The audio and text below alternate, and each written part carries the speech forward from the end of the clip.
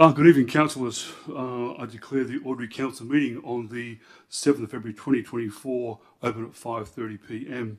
I'd like to welcome everyone back for the first meeting for 2024 and hope you all had a wonderful Christmas, and the directors and staff, and good to see you all back here, smiling faces, ready for an exciting year ahead. So can we all please stand? I wish to acknowledge the Gadigal people as the traditional custodians of the land we're meeting on and recognise their strength, resilience and pay our respects to their elders, past, present and emerging. Thank you. I also would like to welcome the Department of Local Government here this evening to observe our meeting. Thank you for coming along. Thank you. Item number 3. This meeting has been live streamed and audio has been recorded to facilitate community participations for minute-taking purposes, for which may be released on request to third parties. In accordance with Clause 616 of the Town of Port Hedland Standing Orders Local Law 2014, members of the public are not permitted to use any visual or audio electronic device or instrument to record the proceeding of any meeting unless the person has been given permission by the presiding member to do so. Members of the public are also reminded that in accordance with Clause 6117-4 Standing Orders, mobile phones must be switched off and not be used during the meeting. 3.1 Attendance. I note that not all councillors are present. Councillor Bennett is on a request leave of absence and the application will be dealt with in item number 4 that the councillors are present. 3.2 Attendance by telephone, internet communication, there is nil. 3.3 Apologies. Lee Furness, Director of Infrastructure, is a leave of apologies. 3.4 Approved leave of absence. Mr. CEO, do you have any approved leaves of absence at all? Mr. Mayor, no, we don't have any approved leave of absences, but we do have 2 requests at item 4. One relates to Councillor Bennett and tonight's meeting. Okay, thank you, CEO. 3.5 CEO, do you have any disclosures of interest at all? No, I've received none, Mr. Mayor. Okay, thank you, CEO. Okay, we've got item number 4, application for approved leave of absence.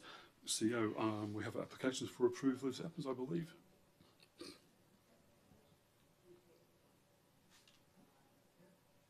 Yep, that's fine. Yep. Okay, can I have a mover on that, please? Okay, thank you, Turner. Can I have a seconder, please? Thank you, Councillor Ritz. Is anyone against the motion? Motion's passed. Thank you, councillors.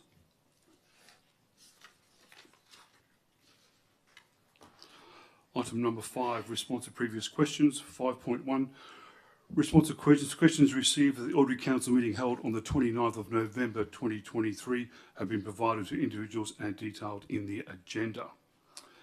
There were no questions taken on notice at the ordinary council meeting held on the 13th of December 2023, and all responses and questions have been given during the meeting. Item number 6, public time. Ladies and gentlemen, this is an opportunity of members of the public to ask questions of council in regarding on tonight's agenda and business of local government. Clause 6.7-3 of the Town of Port Hedland Standing Orders Local Law requires members of the public wishing to ask questions to complete the question form and place in the completed form in the tray provided. If myself as a providing member determines that questions and statements are out of order due to offensive or objectionable expression or defamatory, they will not be considered, recorded nor responded to. 6.1 public question time. I declare public question time open at 5:33 p.m. CEO, have you received any questions at all? Mr. Mayor, yes, we have. We've received a number of questions from Mr. Evan Young, and Mr. Young is present here tonight in the chamber. Okay, thank you. Mr. Young, would you like to come forward? Thank you. Thank you. Just give your name and address to the record, please. Thank you. My name's Evan Young. I live at 169 Greenfield Street in Badari. I have 3 questions.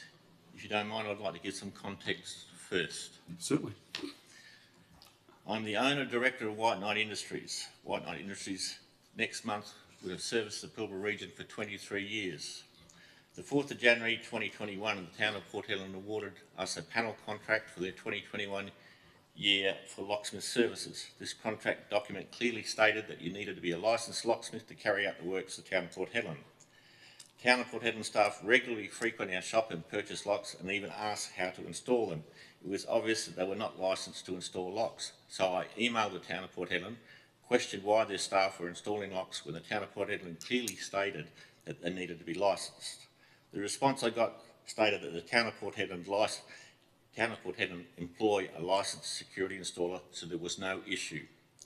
My return email advised that the people purchasing and installing locks were not licensed and that the town of Port Hedland to employ a licensed security installer needed to be a security agent, which they are not.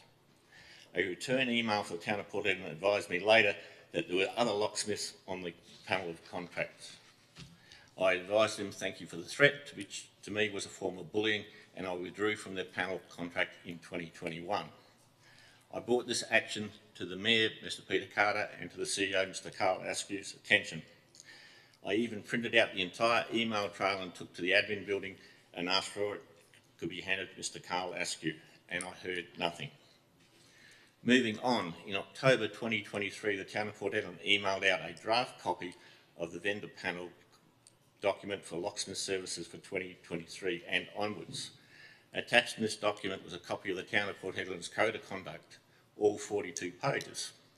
The draft document had no start date, contract term or contract completion date in it, so I returned email back declining to submit submission based upon the concerns I raised on the previous vendor panel and being in opposition and there being a perceived conflict of interest with my opposition's wife working for the town of Port Hedland in the finance department, giving her privy to up-and-coming works and budgets. Now please note my opposition is a sole trader whose wife works in the administration, pricing, invoicing, etc. after hours. The town of Port Hedland chose to ignore and not respond. However, the town of Port Hedland maintenance staff were instructed not to use White Knight Industries and only to use the opposition. In my opinion, this only confirms my claim of conflict of interest and is in a breach of the town of Port Hedland's Code of Conduct. So my question is, who was the person that instructed the maintenance contractors not to use my business? Second question, in response to how the town of Port Hedland conducts its business when a genuine concern is raised, is this how they conduct their business? Question 3, and what steps will be taken to resolve an issue to an amicable resolution? As all councillors, Mayor and CEO are aware, I've submitted a formal complaint of breach of Code of Conduct to the town of Port Hedland on their Code of Conduct complaint form. Okay, thank you, Evan. Thank you for coming out and speaking to us. Look, this is an operational matter. I have thought advice from the Chief Executive Officer. I've been advised the review is underway, which I definitely breaches of Code of Conduct is there. It's a matter that will continue to be dealt with through appropriate channels and complaints process. Furthermore, I mean, the town is really looking after small business wherever it can. I mean, we understand small business is a very important part of this town and the growth of the town for our community. And I can assure you that we were doing everything in our power to overcome the problem that you've raised tonight. Thank you very much. Thank you. Thank you. Do you have any other questions at all? Yes, please come forward, state your name and address to the record, please. Thank you. Good evening. My name is Sue Smith and my address is 5 Kingfisher Court in South Hedland. My first question through the Chair is to the Mayor. Can you please advise what is happening with the Port Hedland flights to Bali? Firstly, they're on the Town of Port Hedland website as commencing November-December 2023, and then you have had conversations yourself with people in the community stating that the airfares will start January. I know I bullshitted before, but this time I'm not bullshitting. You have been advised people in our community to put off buying tickets to Bali via Perth, and meantime it has cost them more by waiting or stalling to buy these tickets. There's also been mention about the problem of no customs. Since we are the busiest port in the world and have customs here, it has also been stated by numerous custom workers in this time that they'd be able to handle the weekly flights to and from Bali. Could I have a reply on that question, please? Yes, certainly. The barley flights, they are on their way. There's a few issues, not just with customs, there's also the aircraft as well, and the operator of that aircraft. I believe the aircraft is a Chinese aircraft, and they're waiting on Casa maybe to get that aircraft approved to land in Australian waters. So it's a process that's going through. They keep delaying it and putting it back. You know, it's just happened before Christmas, which would have been great. Then we're told January, then we're told February, then we're told March. So it's a long process, it's a hard process, but as soon as it's up and running, I mean, the whole community's going to enjoy it, I believe, yes. Okay. Secondly, is it confirmed that the Queensland flights are discontinuing at the end of March? And if so, sticky tapes here. People have come to me who I've told that are coming. The reason why they have not booked their flights to Queensland is a number of reasons. It was no notice that they were coming, so therefore most people had already booked their tickets via Perth, and also that there is not much difference in the price going direct and via Perth. And so if this is the council still going to proceed with the $66,000 to Qantas out of our ratepayers' money if the Qantas flights are cancelling? And if that is the case, where can we use this $66,000? Maybe if there is a customs problem, why can't we use that towards our barley flights? Could I please have a reply? Yeah, look, I'm unaware of the cancellation of those flights to Queensland. It's the first I've heard of it. Well, it's been everywhere. It's Yeah. been everywhere. Well, I mean, I haven't got any confirmation from Qantas, emails from Qantas or the airport saying they're going to It's stop. even been on the news. I haven't heard that at all. Sorry. Next question. Do you have a third question? So, am I Yep. allowed to respond to what you No. just asked Do me? you have a third question? Sorry? So, excuse me. Continue for your third question, please. My third question is, I should have said this after the first question. We believe that there was two airlines from actually Indonesia that were actually waiting for Headland to take up the offer of doing the barley to Port Hedland direct once a week. Can I please have a reply on that one as well? I can't respond to that one at all. Sorry. Okay, thank you. Thank you. Do you have any more questions at all? Yes, Julie. Sorry, can I get you to take those questions on notice for me, please? I've already answered them. Thank you. Come through, Julie. Thank you. Can you please state your name and address for the record, please? Thank you, Julie. Julie Arif, 118 Sutherland Street, Port Hedland. Good evening, councillors and mayor. First question, does the town of Port Hedland have a policy regarding landowners to maintain their property in a safe state, that is, to be cyclone ready, so as not to damage other properties in their vicinity? I'm happy for directors to answer. Director Craig, want to answer for us? Yeah, thank you. Through the chair, the ranger team does do inspections of building sites and places of that nature prior to, I suppose, us going on to yellow alert.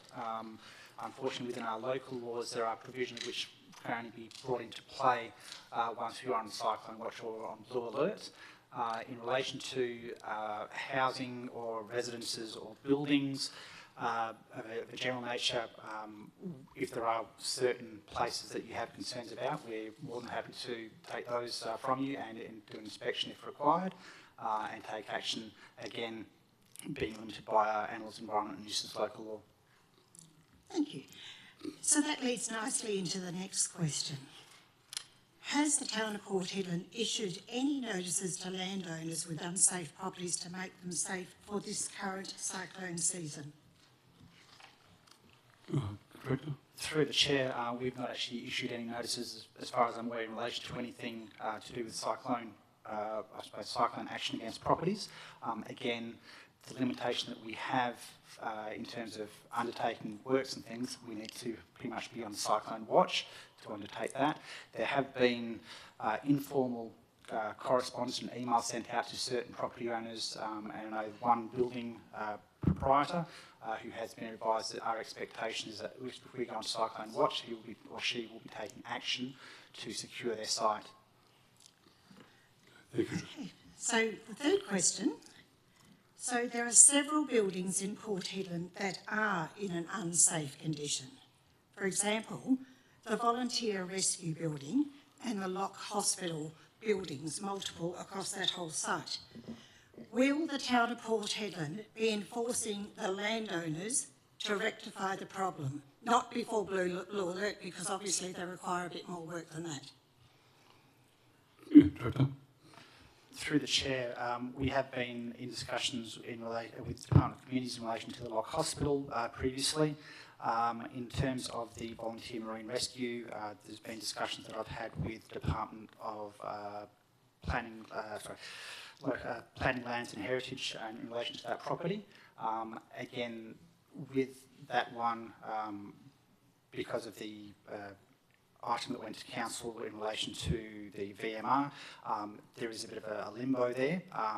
The direction that or information that I've had from the DPLH is that they're not looking to undertake any action at this point in time in relation to the property until there's a change in terms of heritage status potentially, or something else comes to light. So as it stands at the moment, the property is secured, it has fencing, etc. around it. In terms of further security for that property, there is nothing planned as far as I'm aware at this point in time. Sorry, a fourth question, if you... No, that's What happens if we have a cyclone and the building starts to fly around all of the downtown area and other buildings, the Dome, which the council own, and a lot of other landowners get damaged by that building that has not been made safe in a cyclone? What happens? Whose fault is it? In terms of faults, as you put it, it would be the landowners, because they are again supposed to secure their property for cyclonic events. In terms of clean-up, if there is damage to the property and I don't know, for example, the roof ends up on the road or something along those lines, again, it will be the property owner's responsibility to clean that up and make good. Thank you. Could ask Thank more you, questions, but I'll save. Thank you, Julie. Thank you very much. Do you have any more public questions at all? Yes, please come forward, state your name, address for the record, please. Thank you. I'm Rachel Burford, 39 Redbank Road. I have two questions, and am I allowed to build on the previous with one extra? Oh. Yep. Can I? In relation to the previous questions, can I address the question of abandoned and derelict buildings and what the town is doing around those properties, specifically the neighbouring property to us in Redbank? Okay, Director. If you could send us an email of the property address, I can have our rangers and health team have a look at that property. Depending on the state of the property, we can then take action under our local laws potentially. There is, again, the cyclonic requirements have been limited by the Animals, Environment and Nuisance Local Law in terms of house unfit for habitation and potential removal of that property. There are other legal mechanisms which we can apply. Unfortunately, it's not a quick fix. It's not something where we say issue a notice and it's got to be gone by the weekend. So there is a process that we can go through, but I'm happy to discuss that with you after the meeting, or again receive an email from yourself. Okay, thank you. Okay, thank you. Okay, perfect. My first question is, first and foremost, the Works and Services team have done a great job on Pathway, so congratulations on that project. I have a question in regards to the future budget and the capital plans in regards to facilities and services for accessibility to that pathway. So many people use the pathway between Port and South with multiple entry points. I've noted that there's no car parks or safe, secure places to park a motor vehicle to join the access places. South Hedland's building on that with the Dreamers Corner. There is no other places to actually have dedicated parking and facilities, be it rubbish bins, water and toilets. So my question to you is, what's the future planning for toilets, water and accessibility facilities in these pathways for our community? We'll take that on notice. Okay. Yeah, we'll take that on notice for you. Yeah, great. Yeah, thank you very much. Cool. Thank you. And my second question, Mayor Carter will appreciate that I'm a tenant in the South Hedland Shopping Centre, so I own ITP Accountants. We're accounting practice and have been here for over 10 years. Our shop is on the outside of the South Hedland Shopping Centre. We're down the McDonald's end by the Kmart.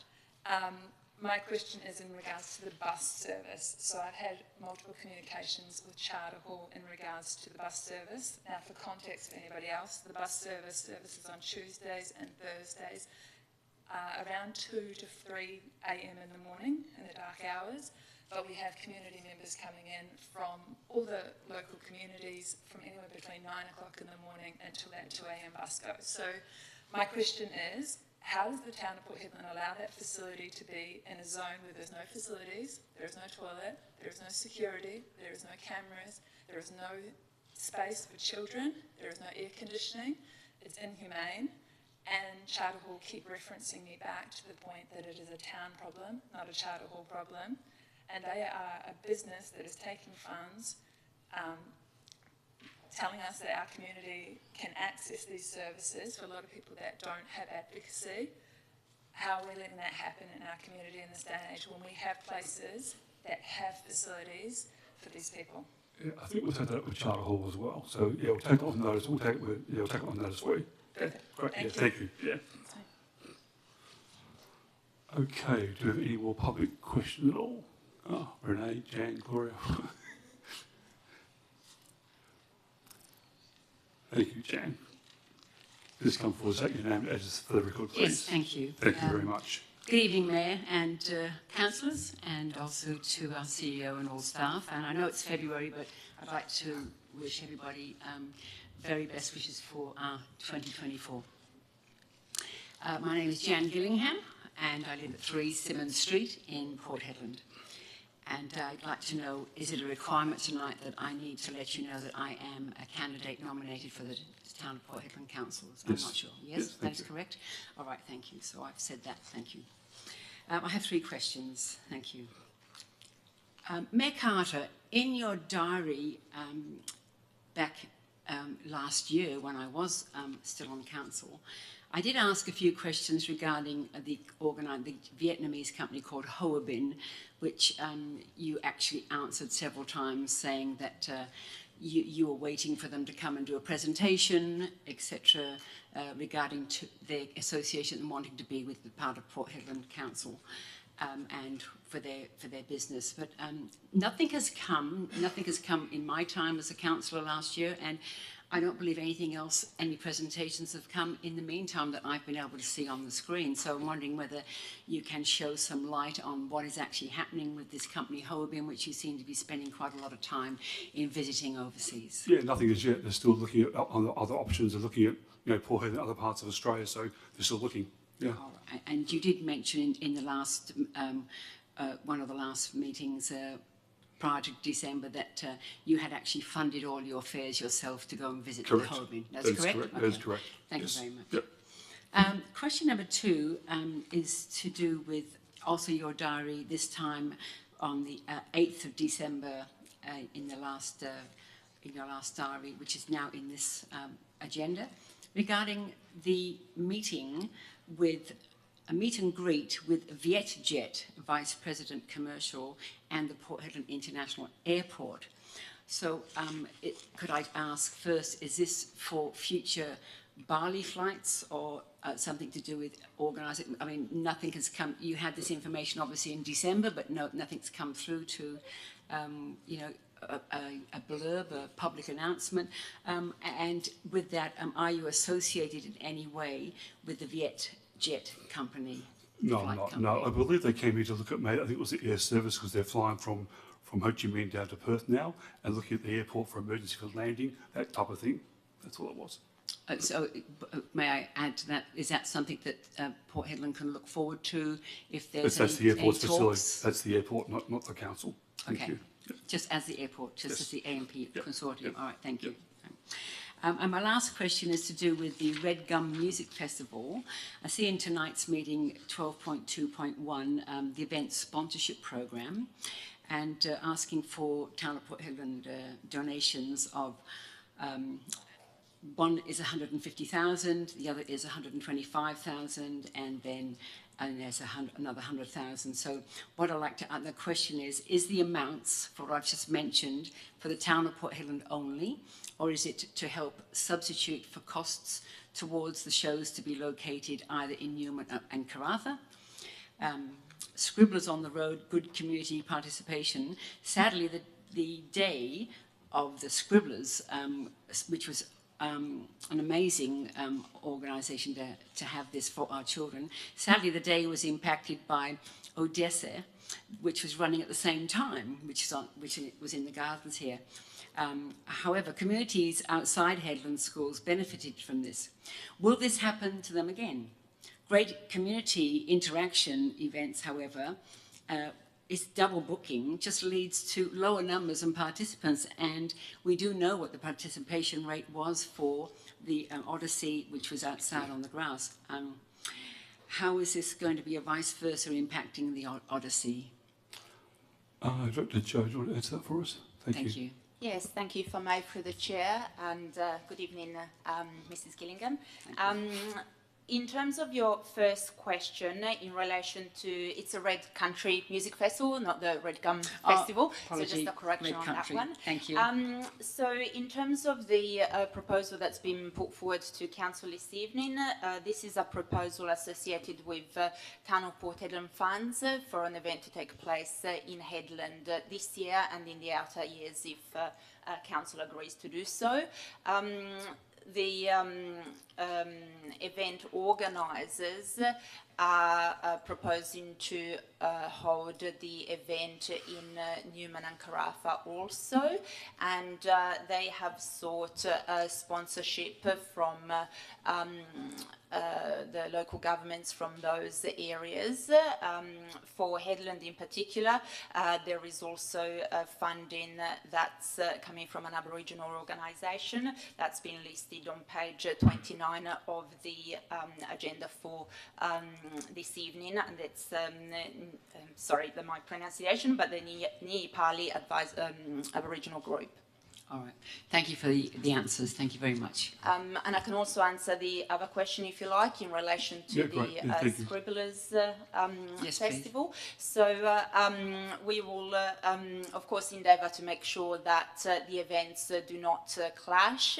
Last year, the events, the Scribblers did take place on the same day as the Odyssey Festival. However, the Scribblers was a day event, whilst the Odyssey was an evening event.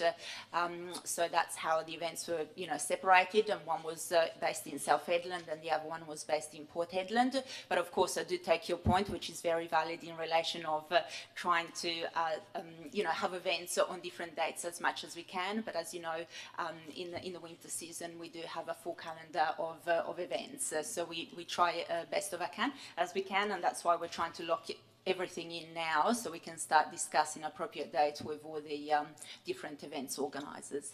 Oh, thank you, Director, and we look forward to the Red Country Music Festival. Thank you. Yeah, great. Thank you. Ms. Gillingham, thank you. Do you have any more public question? Or yes, Renee, come forward, take your name and address for the record, please. Thank you. Hello, Mayor, councillors. Good to see you all. Glad to be here. Welcome tonight. So I've got 3 questions. I'm going to say it without prejudice and without ado to anyone. I have got a backbone to each of these questions, hence we'll make clarification on why these questions are going to be asked tonight. Starting with number 1, sport has the ability to improve the health and wellbeing of all that participate, regardless of age, ability, background or gender. The benefits of sport go well beyond just health.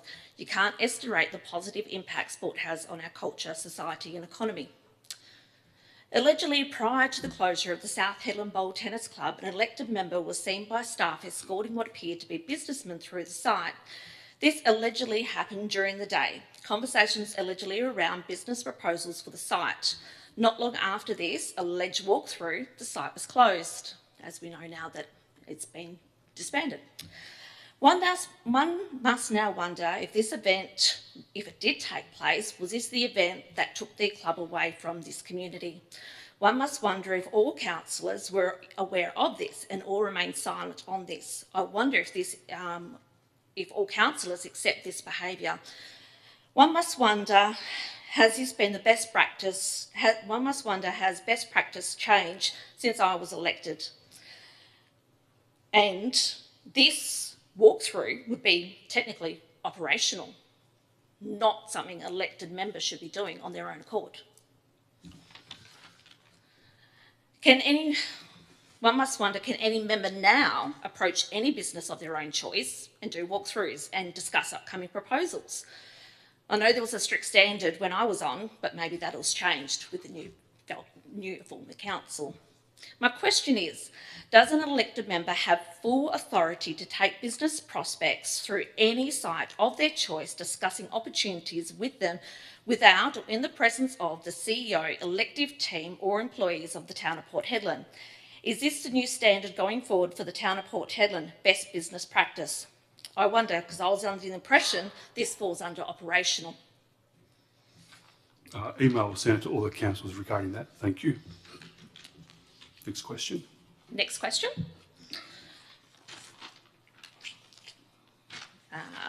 Bear with me. I have got some handouts that I would like to hand to everyone because this will give it the backbone to my next question. Yep, please hand it out. That's okay.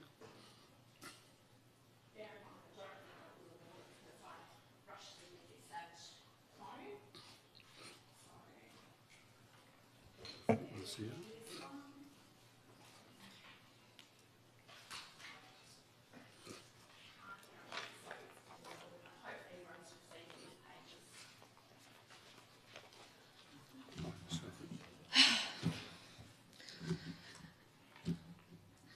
The backbone of it.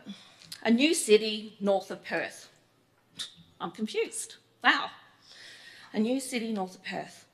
There is a lot to unpack right here reading through the blurb and looking at the photos. I have taken the opportunity prior to this meeting to go through previous council minutes and watch councillors' council meetings. Maybe I missed something, I wonder.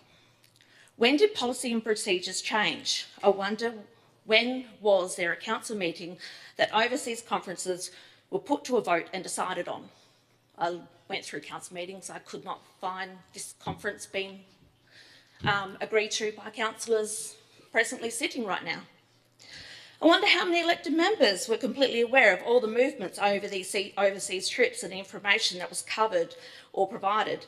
Clearly the town of Port Hedland was aware, as its logo would have been approved to be used. I mean, no one is just allowed to use the town of Port Hedland logo and hand out privileged information just to anyone. I wonder how many elected members can clearly explain all the information provided, the PowerPoints, handouts, and can clearly speak about all businesses related subjects to the Renewable Hub. Looking at the dates, I wonder how much time has been taken away from performing official duties and who covered them. I wonder, was this an approved, endorsed role by all councillors?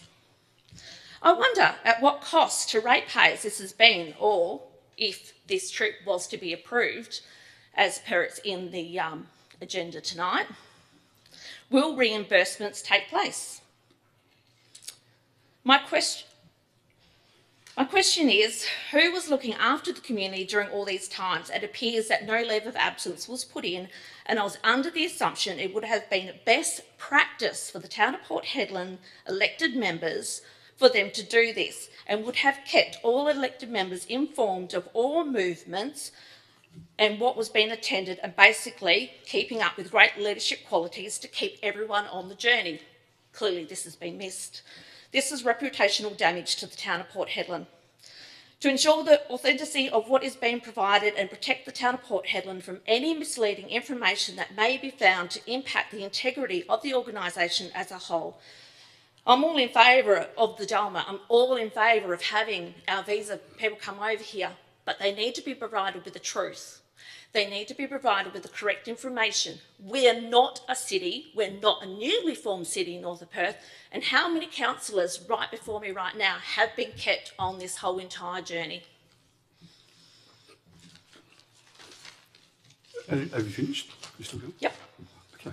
As you can see in item A, I have a meeting with those people, and they are meetings without discussion, but I'll also send you information back regarding that meeting as well. So I'll take it on notice for you, and I'll reply to you. Thank you. And my last but not least, my favourite unfavourable subject, the soccer club, the soccer oval. Can the town of Port Hedland confirm that the turf rolls that have been sitting there idle for some time will be used and they will be maintained to ensure they're not dug up again, relaid, reused, and more money has been spent? We are understanding that there's going to be more money spent on that soccer oval, impacting those kids who play soccer. How much money has been spent on this site and how much money is continuously going to be spent on this site when we keep digging it up, putting it back together again, digging up, putting it back together again? When is the town of Port Hedland going to get this right? Director. I will happily take that on notice. Do you want to take the notes? Yeah, take the notes, that's it. Great. Do you want to answer? You can answer. Do you want to answer? Or no? Like an answer for that? We can give you an answer now if you like. Yeah. And through the chair, thank you and good evening everyone. My name's Bruce Wright. I'm the Infrastructure Operations Manager. Great question, and we recognise that the issues with the non-binding of the turf and the levelling and the initial works didn't result in the outcome that collectively we wanted. This second round has in fact seen a far superior result.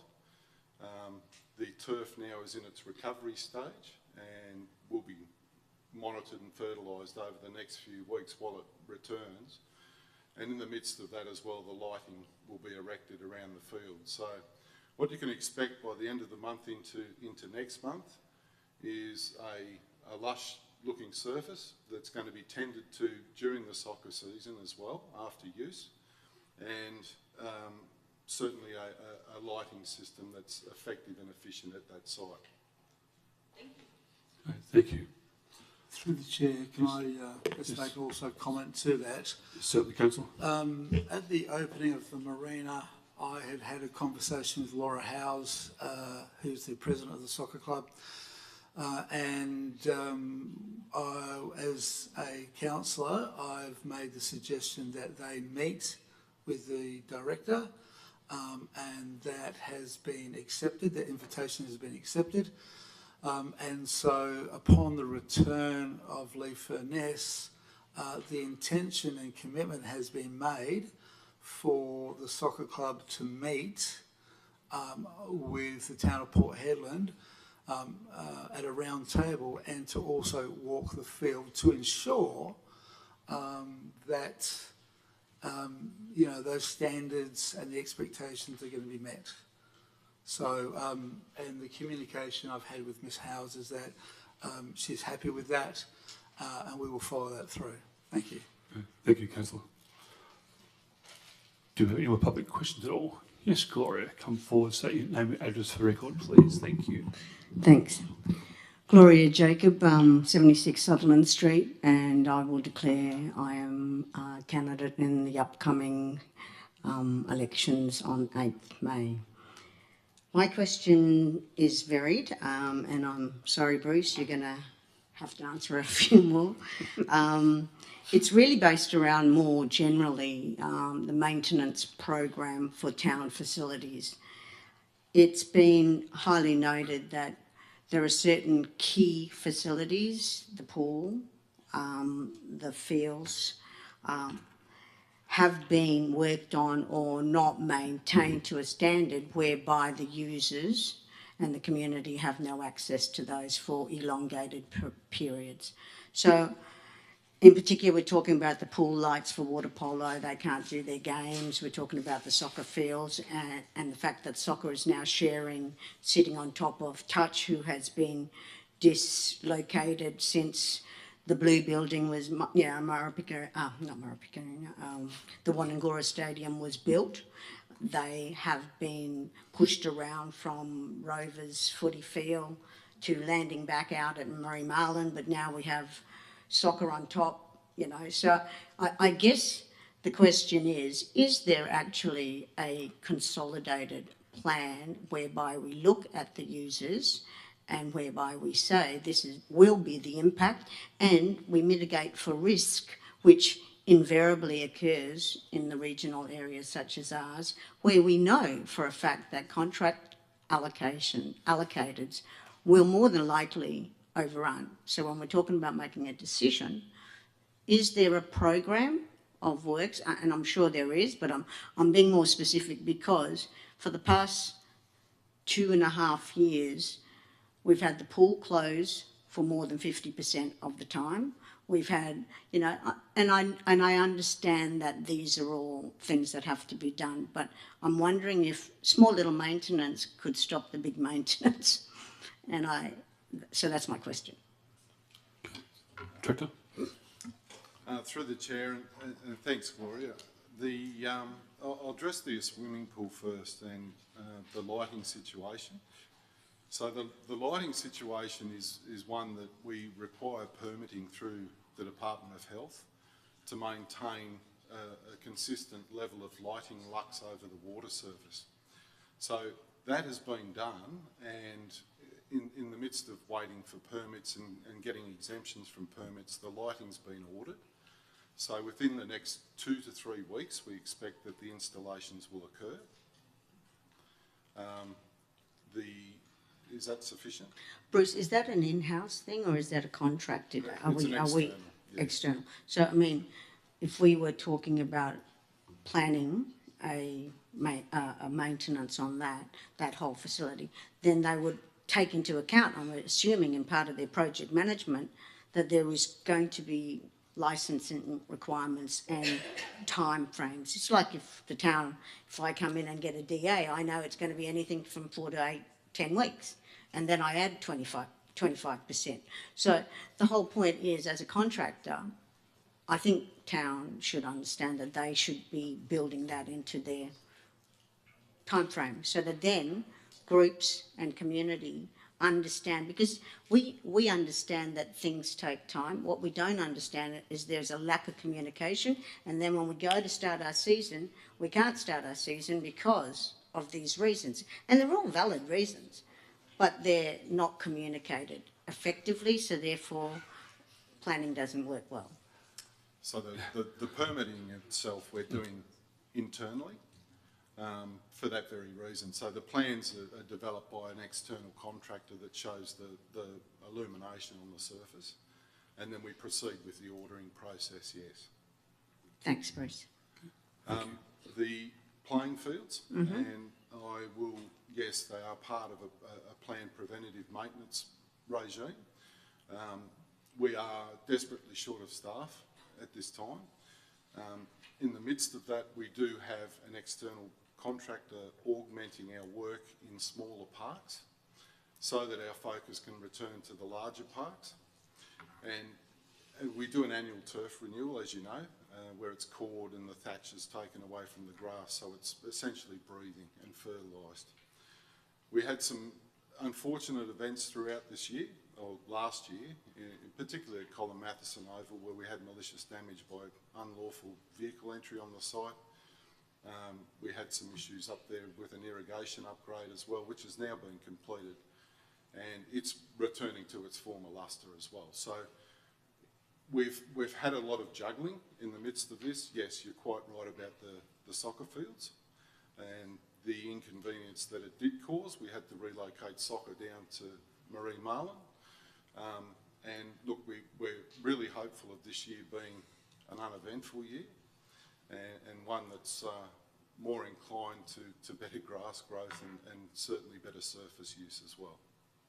Thanks, Bruce. Thanks, Bruce. Thank you. We understand that, and may I make a comment on what you're doing?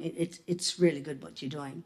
What clubs and community want are facilities like toilets, like, you know, spaces, whether it's transportable, because we know the hospital, God forbid, that we had here was a temporary structure. 60 years later, we got a new building. So we're quite open to the plan of having transportables put there for us to store gear on, but also to accommodate the kids. Touch has literally 300 kids turn up for their, you know, their training and their games. Now that's a lot of kids, and one toilet, one sort of unisex toilets, and then we have soccer on top of that. So it's small little things like that that don't need the $200 million straight away, but certainly could accommodate. So if that could be considered inside of your discussions, that would be sweet. Thank you. Thank you, Gloria. Thank you. Second question is very much based on commendating Rachel on the bus. That is definitely something, but also to support Julie's discussions about old and derelict buildings. The question I have is really twofold, but of the same ilk. So there are pensioners and disability people that live within our community. And basically, yes, we have rangers who are merely quite, capable and able to go out and infringe notices because it's not clean or there's certain, reasons that they are not complying with town regulations. The problem is people like that don't have the physical capacity to go out and clean up their rubbish, to do their yards. They don't have the dollars to pay for the services to do that.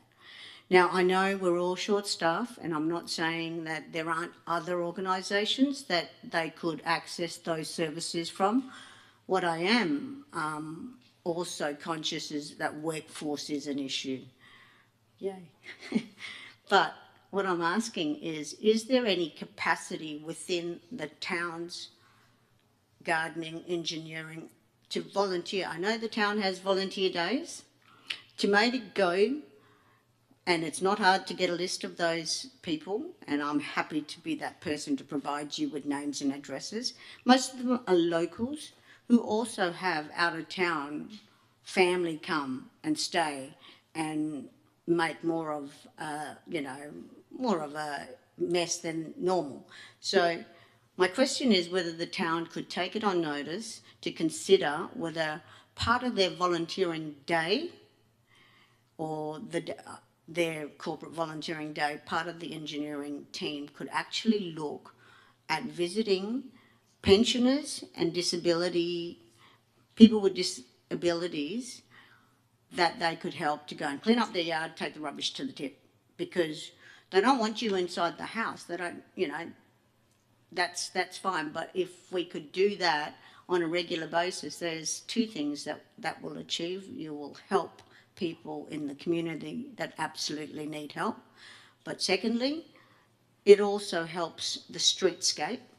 It also helps if a cyclone or anything like that untoward comes. So on that level, that would be really happy to take that question on notice. I'm just putting that to the council to consider. Right, thank you, Gloria. Okay, and the third notice, and it's a curious question because previous Deputy Mayor Renee Coles asked the question of the Mayor, and I'm just curious. So I'm just going to throw in, because I got 3 questions, so it's like 3 wishes. This is my 3rd question.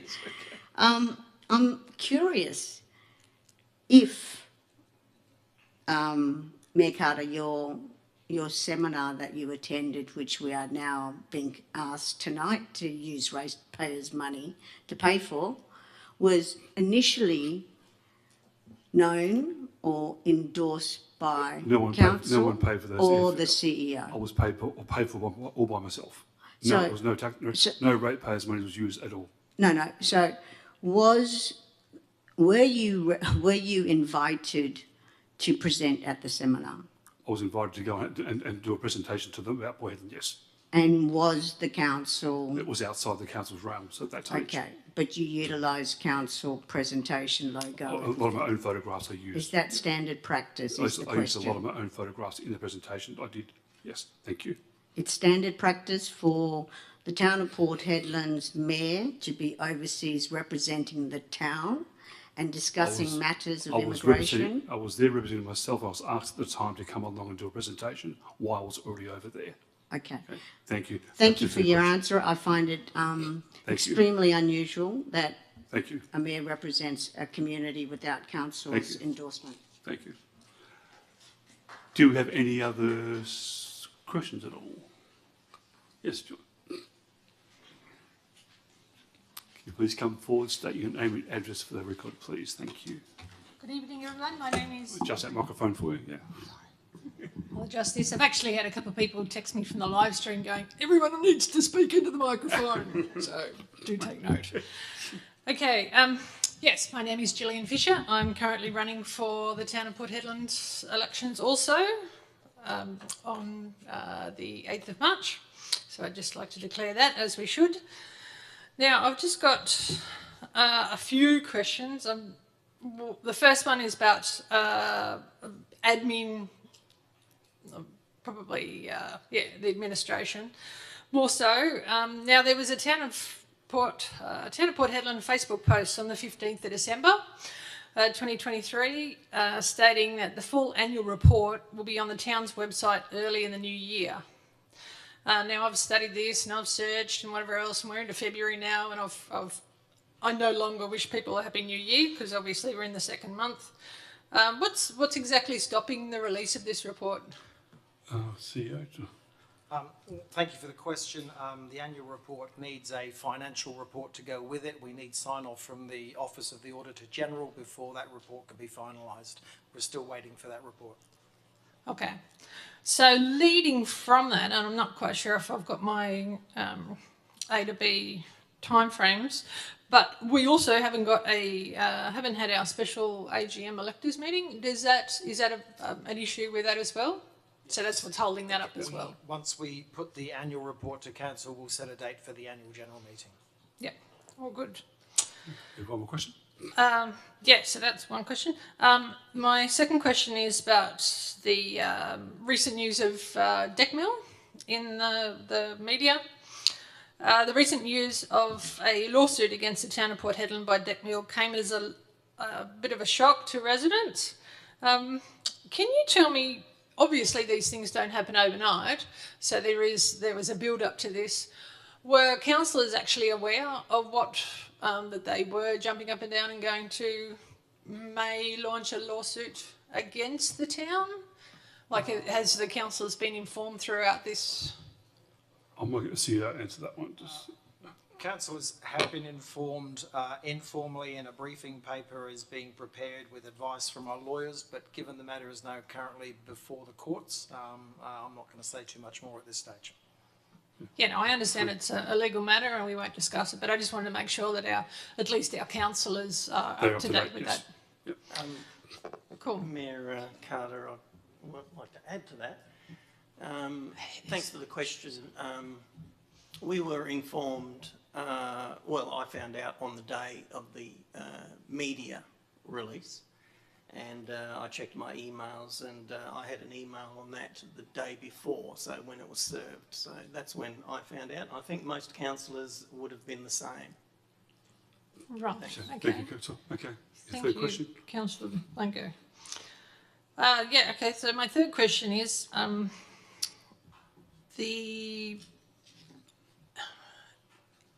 in your meetings diary, in the agenda for tonight's meeting, on the 8th of December, it says that you meet and greet with Vietjet Vice President Commercial and the Port Hedland International Airport. Is that correct? That's correct. What that acronym stands for? Yeah. Correct. Yep. Now, to my knowledge, you're actually on the board as well. Is that correct? Of the Port Hedland International Airport? No. No, you're not? No. Okay. No worries. Otherwise, I was just going to ask you if there was, like, on that day, which capacity you were working in that. That question's already been answered. Yeah. Thank you. Cool. Okay. Thank you. Thank you. Do you have any more public questions at all? Okay, I will close public question time at 8:23 p.m. Sorry, 6:23 p.m. Yeah, sorry, 6:23 p.m.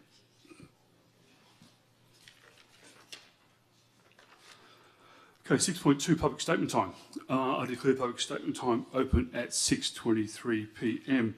CEO, have you received any public statements at all? No, Mr. Mayor, I've not received any. Okay. Members of the gallery, do you have any public statements at all? Yes, Julie. Please come forward, state your name and address for the record, please. Thank you. Julie Arrow for 118 Sutherland Street, Port Hedland. Good evening. I'm going to make a statement on much the same questions that I asked about. At the November Council meeting, the decision was made, thankfully, to relocate the volunteer rescue to a more suitable site for their operations. Thank you, councillors, for this decision that now ensures a valuable piece of Port Hedland's history is saved. Now the hard work really happens to save the building.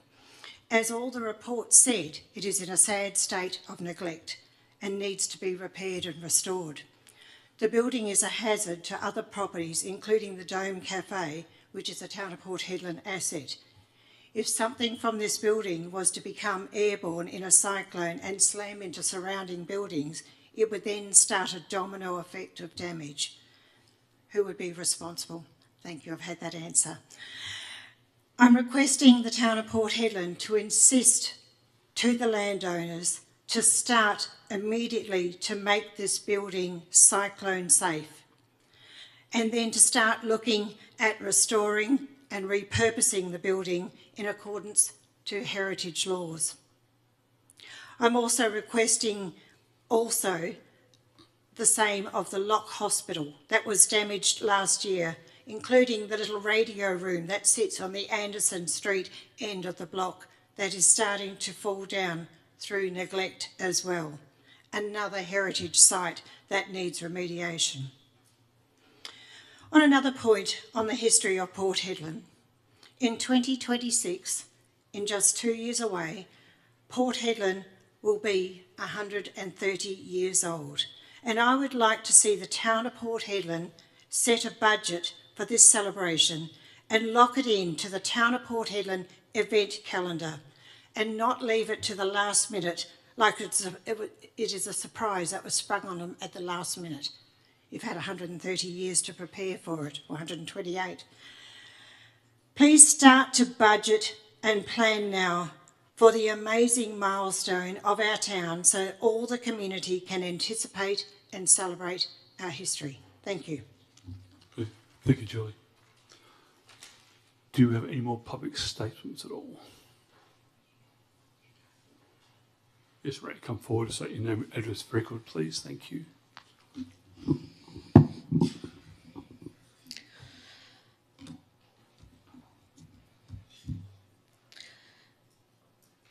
Renee Coles, 58 Green Place, South Hedland.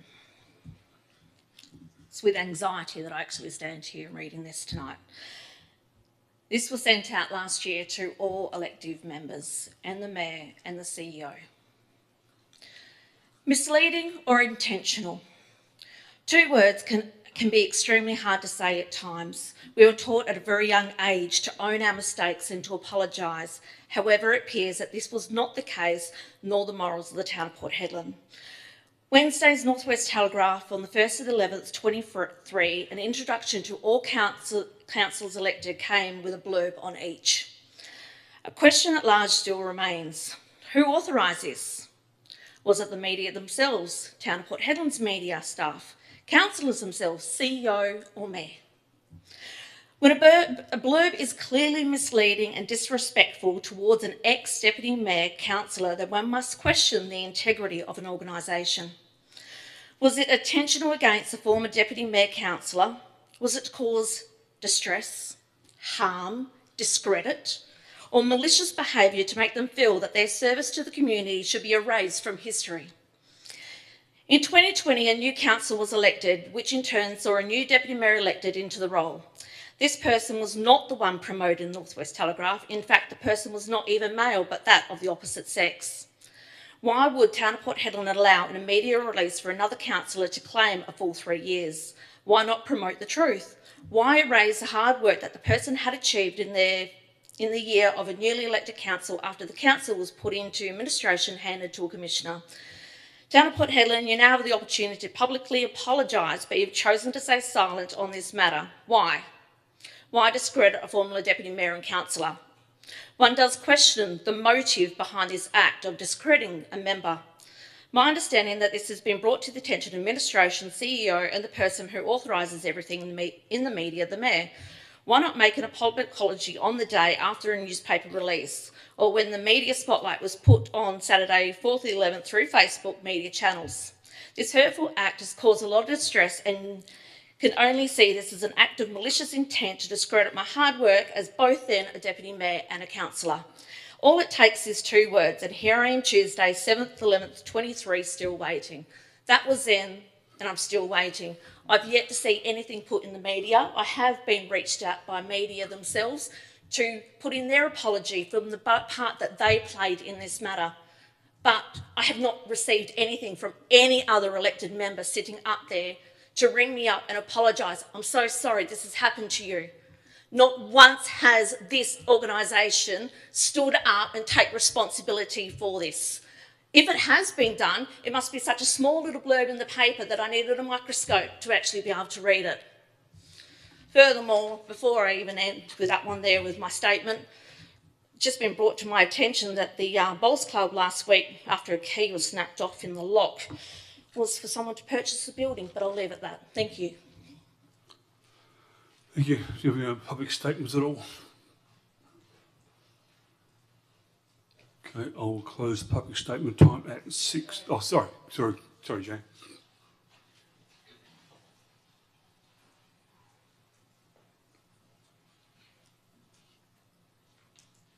Just come forward, say your name and address for the record, please. Thank you. Thank you. Jan Gillingham, 3 Simmons Street, Port Hedland, and I am a nominated candidate for the Town of Port Hedland's extraordinary elections on the 8th of March 2024. I would like to read a statement with regard to our Brisbane barley flights, actually. And it saddens me that Facebook can be quite cruel at times because people on Facebook are keyboard warriors. They don't actually do their homework. They don't bother to read the agenda. They don't bother to read the minutes that come out of the agendas, except that it gets blurbed all over everything Hedland in Facebook. So with regard to the Brisbane flights and the possible barley flights, future flights, Facebook, everything Hedland, keyboard warriors, I call them, sadly got the information incorrect when councillors, which included myself as a councillor at the time last year, we actually voted in an item, a public document, to not support the Port Hedland International Airport with their request for $66,000 a year for 5 years to have the Brisbane flight start between Port Hedland and Brisbane City. What was said was that I and a couple of other councillors voted against the cost over the 5 years. I personally have been slandered on the Facebook page regarding the voting. It mentioned I had also stopped the barley flights because of my voting. Wow.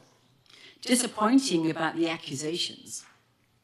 When I was voting only to save the ratepayers from $66,000 a year for 5 years, because where else in Australia does Qantas ask for dollars to support to fly into Australian towns or cities? Where do they ask for that support? They just fly into them. I haven't seen it anywhere else. Perhaps years ago in Brisbane or on Queensland or East Coast, perhaps they did, but this is $66,000 a year for 5 years of our ratepayers' money. So those of you sitting in our room today, and this is your money, all right? So voting against it was to try and save you guys, because Qantas more than likely would have just come to fly anyway because they wanted to. They would want to. But to also say that I personally have stopped the barley flights, well, I think they need to get it wrong. So my advice to those people, and if you're listening, is that please do your homework, please read your agendas and read your minutes, because it's pretty unfair when you slander somebody because you just think they've stopped everything else. The other thing I'd like to read out is my submission, which I wrote in support of saving our heritage buildings. And I'd like to thank our director, Craig Watts, for his explanation and his email asking me would I like to read out anything tonight, and also for future possible meeting that might take place about supporting the restorations or looking after our heritage buildings. And I'd like to also remind that everybody that our annual general meeting of the electors will be coming up probably in the next month or two. That's a great time to come along and actually say anything you want about our town. So my submission is to the Mayor, CEO and councillors, which has been received by the town of Port Hedland. I'm writing today to express my concern for the history and heritage of Port Hedland.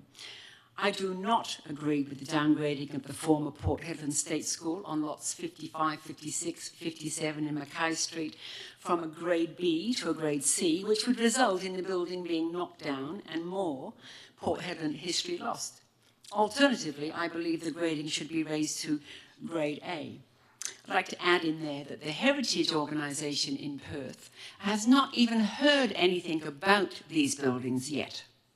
But I'd say yet because I know that our Director of Town of Port Hedland, Craig Watts, thank you, you're in constant contact with these people, and I think that's where the conversations start. Port Hedland is one of the oldest towns in the Pilbara, and we are proud of our long and interesting history. Our history is shown in the few historic buildings that remain in the west end of Port Hedland. The west end of Port Hedland town is one of the oldest areas in the WA town's historical information and heritage buildings, etc., in Western Australia. The heritage groups in WA should be fighting to keep these historic areas of significance in better shape for those who come to learn about the heritage since 1896 of Port Hedland. The supporting documents available on the Town of Port Hedland website all but indicate that the building is of significant cultural and heritage importance to the community, and as such is worthy of recognition and protection. While I agree with the importance of the service that the VMR, the Marine Organisation, provides, I don't believe it should be at a cost to the long history of our town that has always worked together to reach a compromise for all parties involved in any contentious issues. A public meeting for all who are wishing to preserve our heritage buildings would be best suited in the new years around March 2024. I did write this before, I did write this in November. And I urge our town council to please do this for our public and our heritage so that they can at least try to find better ways to preserve our old historical buildings. Much has been lost over the last 50 years since our town is now closing down to industry, which is sad. Let us marry together a better way to show that mining, port areas and our culture and heritage can survive and be an amazing tourist attraction in many ways. Heritage and what is now taking place. Our environment will also be the next areas which will continue to suffer. So let us not let this also happen in the near future. I've noticed in Fremantle, I'm adding this, that Fremantle is the only city in Australia or town, now city, where the heritage buildings has been restored more than any other place in Australia. In Sydney, you have just a facade where the building is gone and you just have a facade there and something else is built behind it because they were not looked after. We've lost a lot. Anyway, that is my submission. I guess these will all come together at some stage in the future, and I look forward to when this happens. So thank you for listening tonight. Thank you, councillors. Thank you, Mayor, CEO. Thank you, Jan. Thank you. Thank you. Do you have any more public statements at all? Yes, Gloria, come forward, say your name and address for the record, please. Thank you. Thank you. Hi, Gloria Jacob, 76 Sutherland Street, and candidate for the upcoming elections for the town of Port Hedland. My statement just is short and sweet. It's a bit like me. It relates around the budget, upcoming elections in about a year and a half. There is a state election coming. And for local governments like us, with plans on the table for infrastructure and other facilities, the statement is I'm hoping that this council is already starting to think about state elections almost nearly 2 years out or a year and a half out. Because for us now, it's imperative that we start planning. Because planning right now, pretty much like how Julie made the comment about let's not wake up in 2026 and discover that we're 130 years old and we haven't planned for a huge piss up in the pub. So for me, it's very much around starting the ball rolling now, considering what it is that we have to ask state government for and we have to ask federal government for, because this is where we get our funding to leverage against what we have in the bank to make ourselves a better town and a better community. And it needs a little bit of working together, irrespective of our different views and our walk of life, but we cannot be considered, the town of Port Hedland, as a unit that cannot come to the table and present viable options for state and federal governments and key stakeholders to apply money into. If we look, and always we say about how important we are to the nation's economy, to the state's economy, how wonderful we are in producing so much. If anybody looks, there's very little return to this council, to this community, to this town. And that is because we're not working together.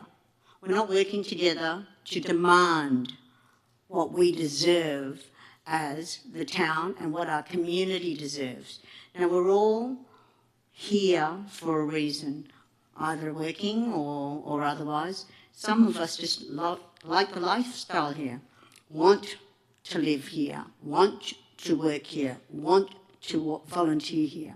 But what we can't do is keep watching our friends leave because they get to a certain age and their kids get to a certain age and they don't have schooling options. What we can't accept is that we are paying, and Hedland is number one in the real estate list for housing increases. We cannot accept that we are at that situation where families and people in our community cannot afford housing, and therefore we have homelessness and we don't have a hostel. We have aged people without an aged care facility other than Kalara, which is high care aged care. So my statement is very much about highlighting to the council that it is time to start thinking about what's coming up in the next 2 years and getting all of our eggs in one basket so that we can chuck them at state government and federal and see which one smashes really well and what we end up getting funded for. So please consider that in your days and months ahead, and that's all I have to say, so thank you. Thank you, Gloria. Thank you. Do you have any more public statements at all?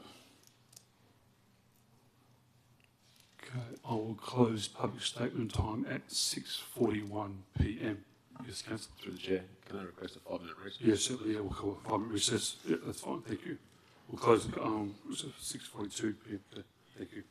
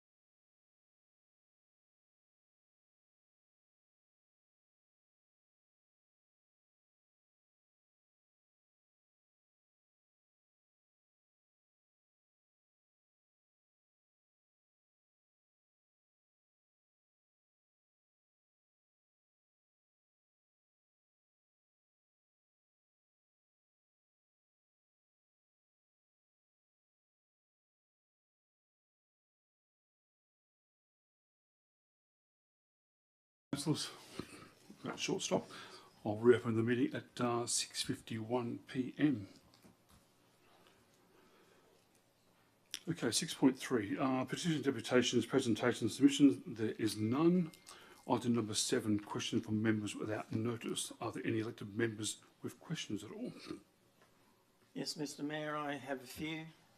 Yes, Councillor. And I'm not going to tango with you tonight. If you can answer these questions quickly, that would be handy. If you can't, we'll just take them on notice straight away. I'll expect a answer. Can you explain, you know, I've studied the Local Government Act extensively, and I've never heard this before. Can you explain meetings without discussion? Where can I get a section of the Act where that comes in? Yes, I'll notice for you that one. Yeah, thank you. Okay. Next one.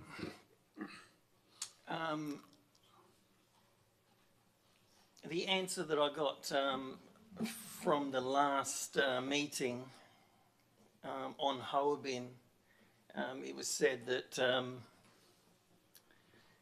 you were introduced to Hoabin by a member of the state government representative. Can we know who that is? Oh, that's confidential. Thank you. Next question. It's confidential? Yes. Next question.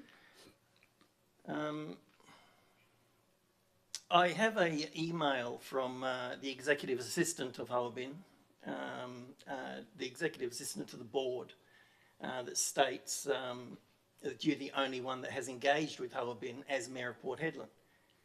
So are you the only contact, or is there a state government representative? I'm not sure of that. So you're not sure that... I'm not sure any other government departments have been in contact with them. Okay. Hoabin has actually agreed to present to the council. So can we ask the CEO to organise that meeting? Can you pass that question on to the CEO if we could organise that? When Hoabin have decided to come to Australia, they will do a presentation. Okay. Thank you. I have spoken to Hoabin through email, and they are happy to present to the town of Port Hedland Council. So when they're ready, make a request to Hoabin. Councillor, when they are ready to come and do a presentation, they will come and do a presentation. Thank you. Okay. Next question. Thank you. The Chief Executive Officer has answered a question in relation to Hoabin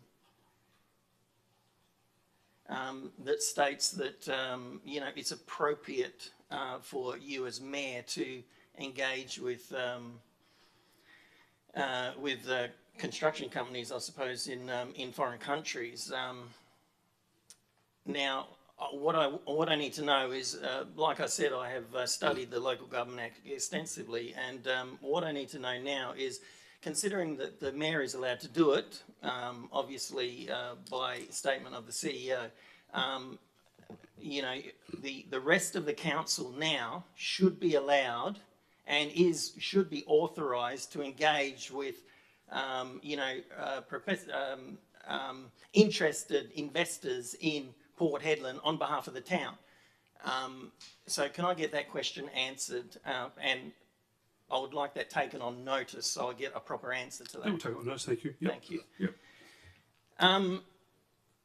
So I have asked questions previously about Hoabin and the presentation. When are we expecting to see that presentation that you have presented to Hoabin? I said when they're ready. Thank you. Next question. Okay. You have also presented to Construction Corporation Number 1. That's another Vietnamese construction company. They've also stated that they're happy to present to the town. Can you also supply us with that presentation that you have presented to CC1 on behalf of, you were there on behalf of the town of Port Hedland as Mayor. So can we also get a copy of that presentation? Yeah, I'll get that to you. Thank you. That's okay. Yes? Yeah, I'll get that to you. Okay, yeah. thanks. Can we also get all the presentations on immigration into Port Hedland that you did as mayor with I Canfield in Vietnam. Or I Canfield don't do. I'm unclear. I don't know. Okay, I'll take it on notice for you. Thank you. Yeah. But can we get a presentation? The presentation that, I'll take it on notice for you. you did. Yeah.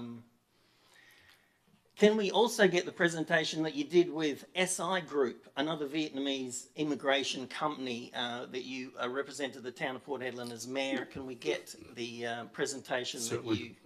Okay, thanks. Now, all of these companies have also agreed to present to the council. So, you know, I'm asking through the mayor if the administration can make contact with these companies so we can have a presentation. Considering I've been waiting for so long for these presentations to come in, and I don't think I'm going to get them, so we can make contact with these companies, and I'm happy to supply the CEO's email addresses and executive assistant addresses to all of these companies that I've just mentioned. And also, I think you'll find that one of the immigration people actually coming to Hedland to do a presentation shortly as well. Okay, well, we have not been informed about No, that. it's not. It's not to council. It's to the Chamber of Commerce. Thank you. Can I also get a presentation, the presentation that you submitted to Chairman Son, the Ho An City, Quang Nam Province in Vietnam, as the Mayor of Port Hedland?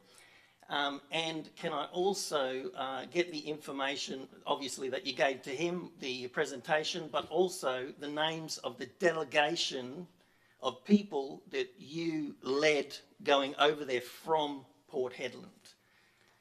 So, am I able to get that info? So we've got that on notice for you. Yeah, thank you, Okay, Councillor. thanks. Okay,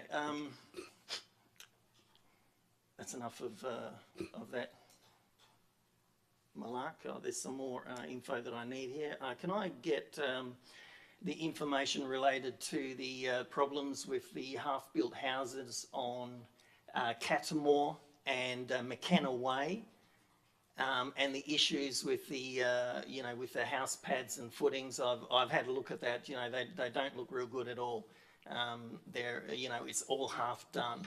So I see that there's fencing around it. I might get the director to get myself for you. Yep. Through the chair, I believe that the property is referring to the new GDR group buildings. HSH.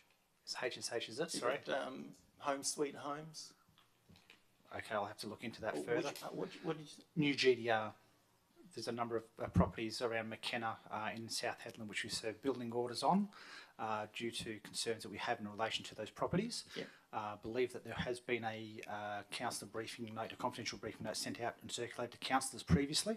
I'm happy to take advice from yourself as to the addresses of those properties, have my team investigate it, and if we need to, again, reissue the briefing note, we can do. Okay, I can give you the address now if you like. 52 Catamore, and then you'll see the other three houses behind that. And as well as that, can I get some info on the houses that have been built on Osprey Drive, Raven Street, Eagle Ave? These are all fenced off. They've got temporary, brand new temporary fencing around it. I want to know if we've paid for that temporary fencing around all of these houses, and I also want to know about the ones on Osprey. They've got steel frames stacked on the property. We're obviously in cyclone season.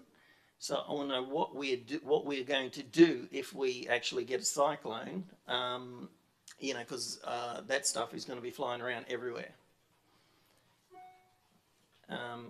So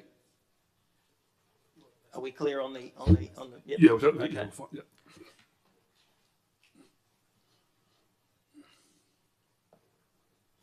Also, I just want to know, I did send an email to the CEO requesting a bit of financial information. So can I get a understanding of how long that's going to take to get back to me? I haven't had a chance to review the email, Councillor, but we'll have a look at it and then we'll provide a response.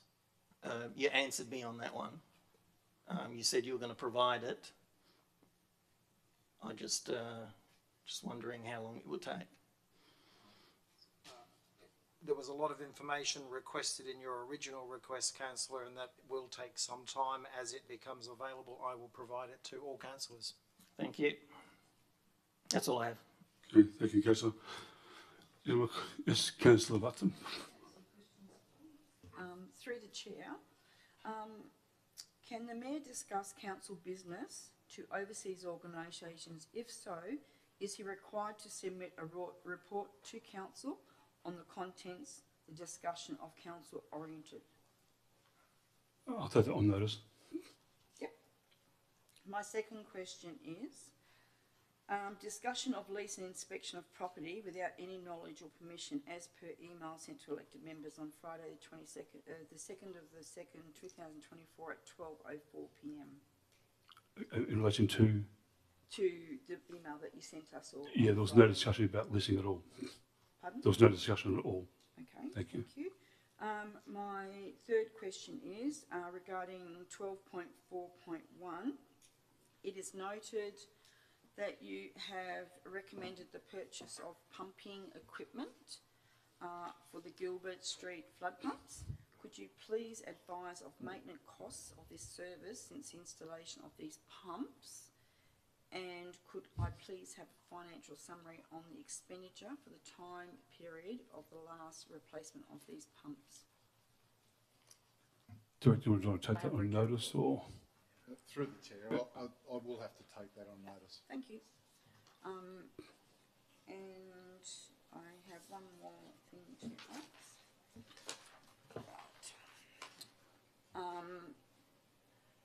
I would like to move a motion on 14.1, located on page 66 of the agenda, to bring forward this item to the start of tonight's agenda before 12.1, please.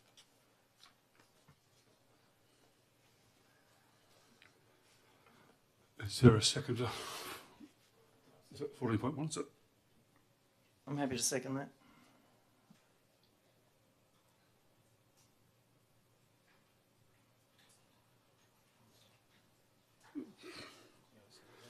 Is anyone against that motion?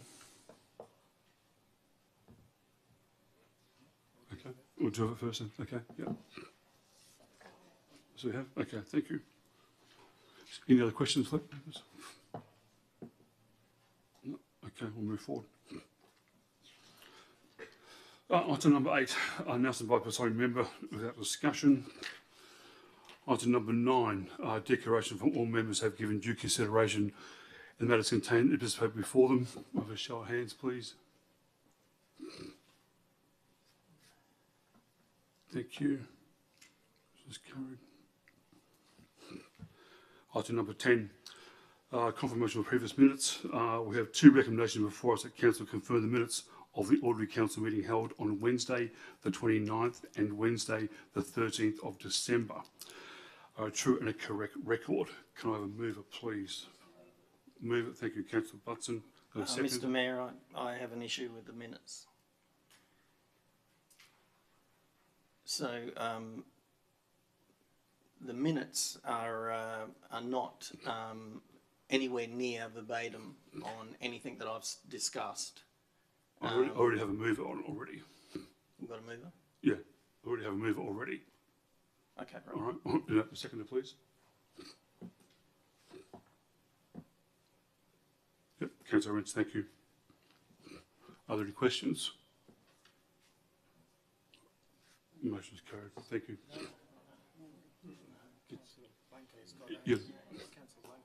You got a question? No, I'm against it. I'm against the motion. Okay. What's the debate? Okay, Councillor Button. Nothing to say? Okay, yeah, thank you. Councillor Rents? Yeah, I've got nothing really to add. I'd rather hear what Milo has to say. Cheers. Okay. Anyone against? Thank you, Mr. Mayor. I don't like the way the minutes are being presented. They've edited the minutes considerably, and they do not reflect what has been said or what I have said in the meeting. Now, the minutes of the meeting should reflect, what has been said, and clearly I don't believe that's the case. Now, standing orders requires that I state what I don't like about the minutes. Now, if I do that, we're going to be here for an hour, okay? Because that's how long it took me to present at these meetings. So I'm not going to do that. But what I do request is that we change the way we're doing the meetings, and if council members are making statements, that they actually reflect what has been said and not edit them to a stage where if people have a look at them in 6 months, they don't understand what the discussion was about or what the item, what was mentioned in that item. Thanks. Okay. Thank you, Councillor. Okay, anyone else for? Yes, Councillor Christensen. Right. While I take onus of what Councillor Blanco has said, I will draw to our behaviours when it comes to a council meeting where we have opportunity before the meeting here tonight to make such statements and such recommendations so council can make a decision before we actually have to make a decision and being informed. So while I do, I guess, understand your frustrations and you wanting this to be verbatim, we have had multiple conversations in the time that I've been here for the 2 years where, and again, I'm happy to be corrected, we might need to ask clarification from the directors on this, but I thought we didn't have to be verbatim on a lot of these items. So quite frankly, I'm happy to take these as a true and accurate representation. If people wish to go back further onto them, there is the recordings that we can rely back onto if we need to go back to that. But again, right now, I'm confident personally in what's being presented. Unfortunately, I can't make a comment on items that haven't been presented to me to be able to make a decision. So right now, with the decision that I've got, which is the minutes that have been presented to me, I'm personally confident and happy with that they are an accurate representation of what took place. Okay, thank you. Sir, do you want to clarify? Yeah, Mr. Mayor, thank you. There is no requirement in the Act for a verbatim recording of minutes. It is meant to be a summary of discussions held and a recording of decisions made. Okay, thank you, CEO. Is anyone else against? Anyone else for?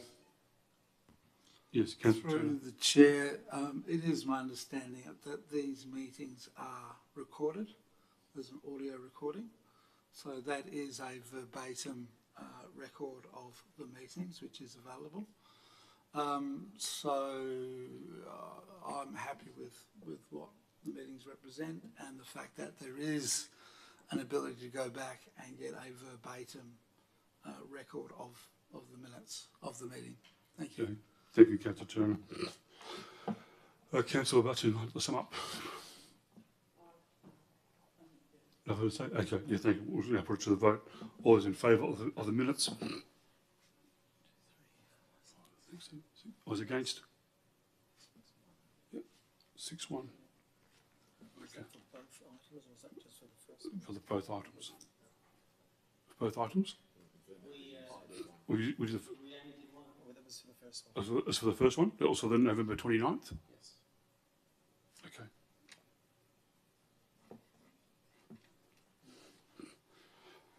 Okay.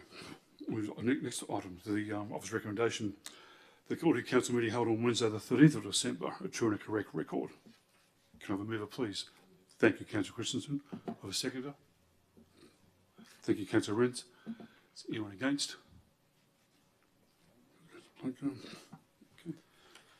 Yeah, very much similar to my last conversation. We've had a briefing on this on Wednesday. No communications have been taking place. There's been no emails in the inbox that I can see. I'm happy to be corrected to explain why anybody would be against it. So right now I'm going to have to waive my right of reply, as I'm just happy to approve it as a true and correct representation, and will allow the councillors against to incite me on what's going on. Thank you. Okay, thank you, Councillor Wilson. Councillor Rance?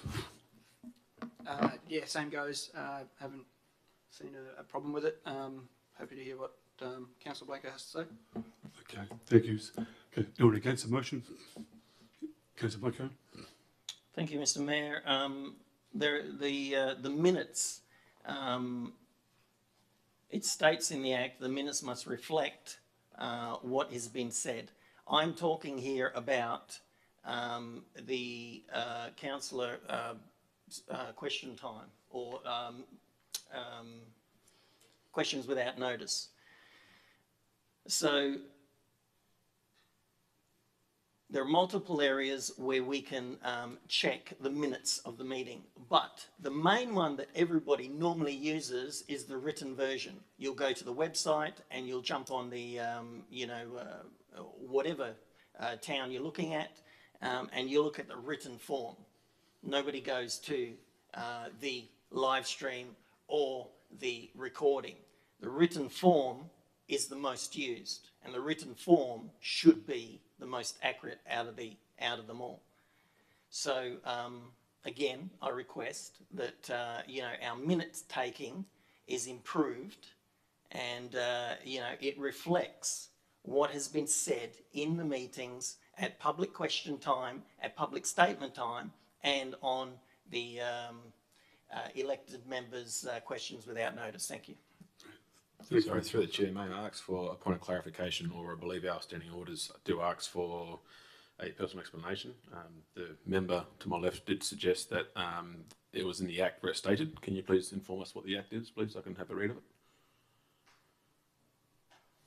Standing orders says that what are you referring to?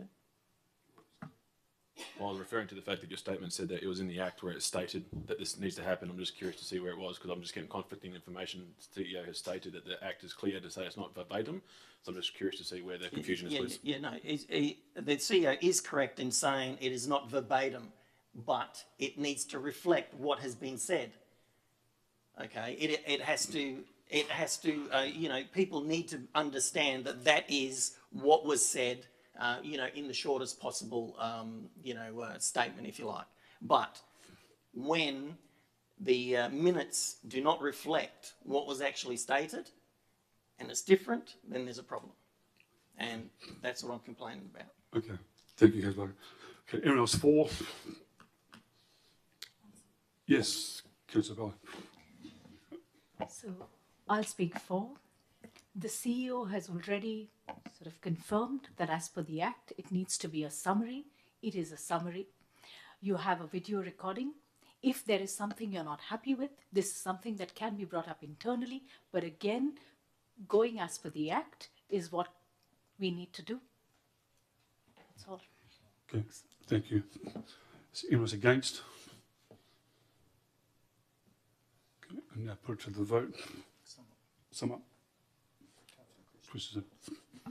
Thanks, Mr. Mayor. Yeah, not much to add more to this. I moved it because I was happy, as it was a reflection of what has taken place in my opinion, so I'm happy to stay with my original decision and take it to vote. Thanks. Okay, thank you, Councillor. Okay, all those in favour? Those against?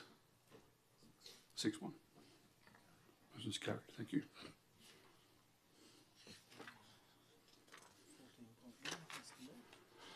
Item 11, reports from officers and committees. There is nil. We'll now move on to item number 14.1.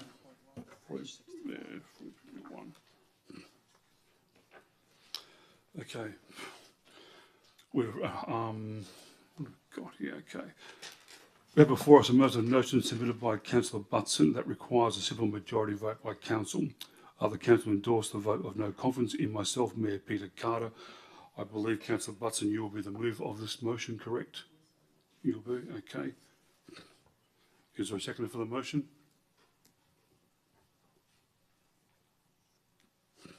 I will second it. Okay, so anyone against the motion?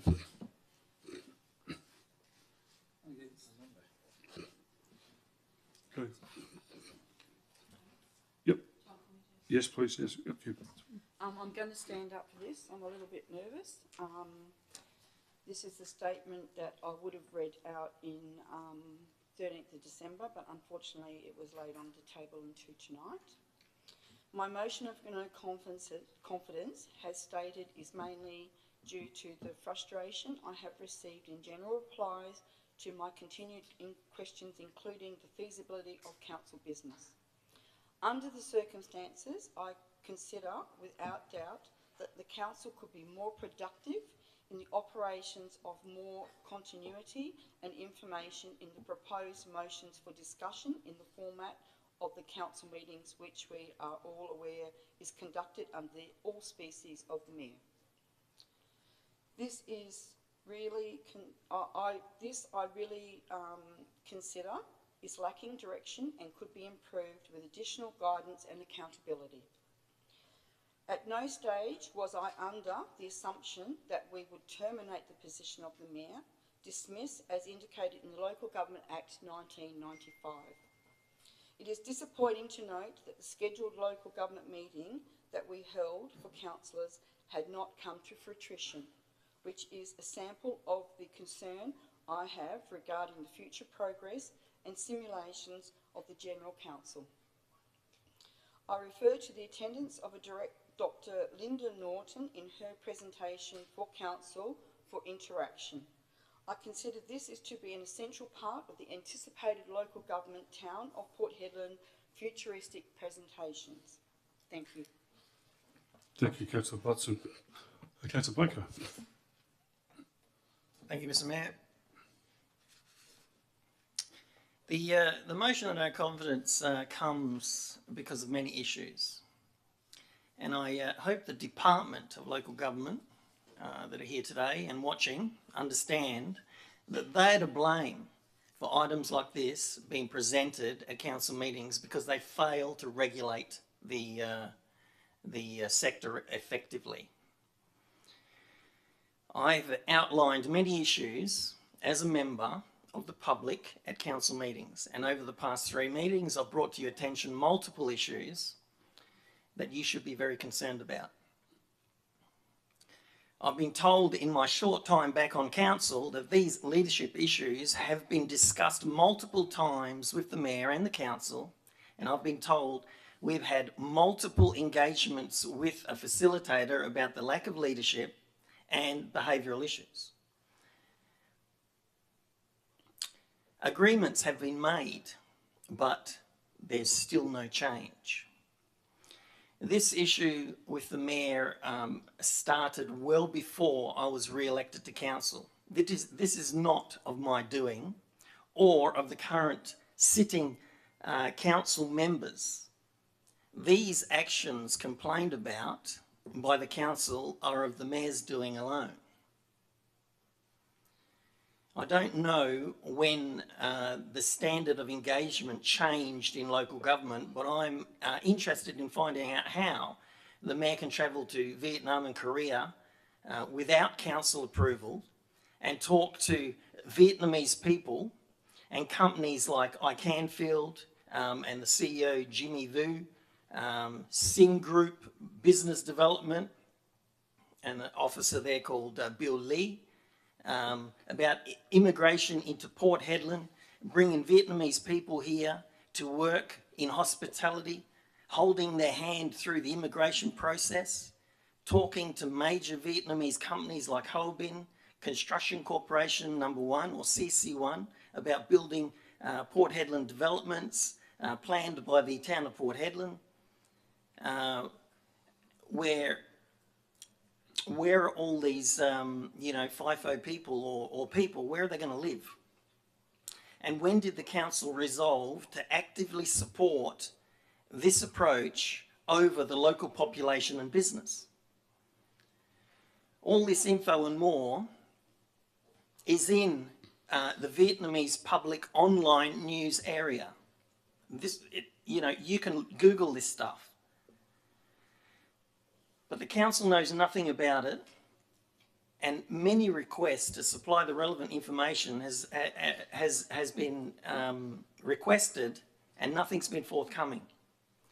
The idea that the mayor is promoting foreign business over our local and state companies to build the housing and social infrastructure we need and not give the local people that operate the same businesses the same opportunity, I don't agree with that. The POSCO deal for Hedland is town changing. Now, the mayor has travelled to Korea to engage with POSCO without council knowledge. He told council that it was, in his private capacity, he paid for it. But he has also told other people in writing that he's been there as the mayor getting the $24 billion deal over the line for Hedland without any authority from the council, as is required by our policies.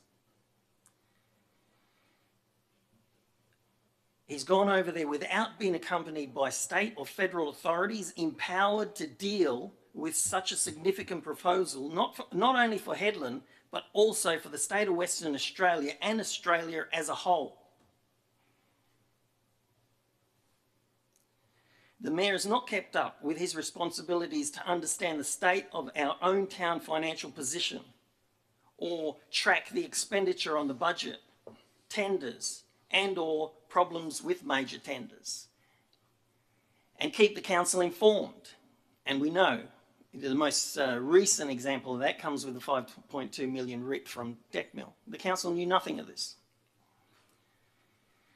Let me rephrase that. I knew nothing of this. So, council members, I'm sure you can say that for yourselves in this debate. The people of Hedland made it quite clear of their feelings towards the council and the leadership performance in the community survey.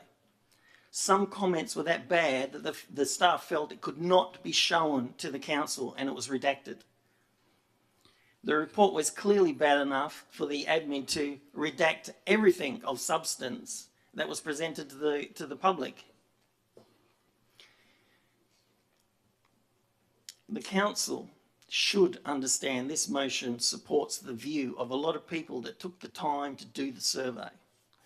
It's clear to me that the residents of Hedland are not happy with the leadership performance of this council. This council has stated much the same. At times, in member question time, previous councillor Eckhart spoke up on the 28th of June at the OCM about his disappointment in the council leadership. And that's in the minutes. Councillor Turner and Councillor Christensen have stated that they have breached the mayor because of his conduct. But the complaints register doesn't show any information related to that. So I'm about making sure the kids that grew up in Hedland and coming out of our high school have the opportunity to stay in the town that they were raised in by getting a house and a job, building on our current base by supporting our younger generation is the council's priority, not the engagement of foreign businesses and people over and above our own. And I do not support that unauthorised engagement.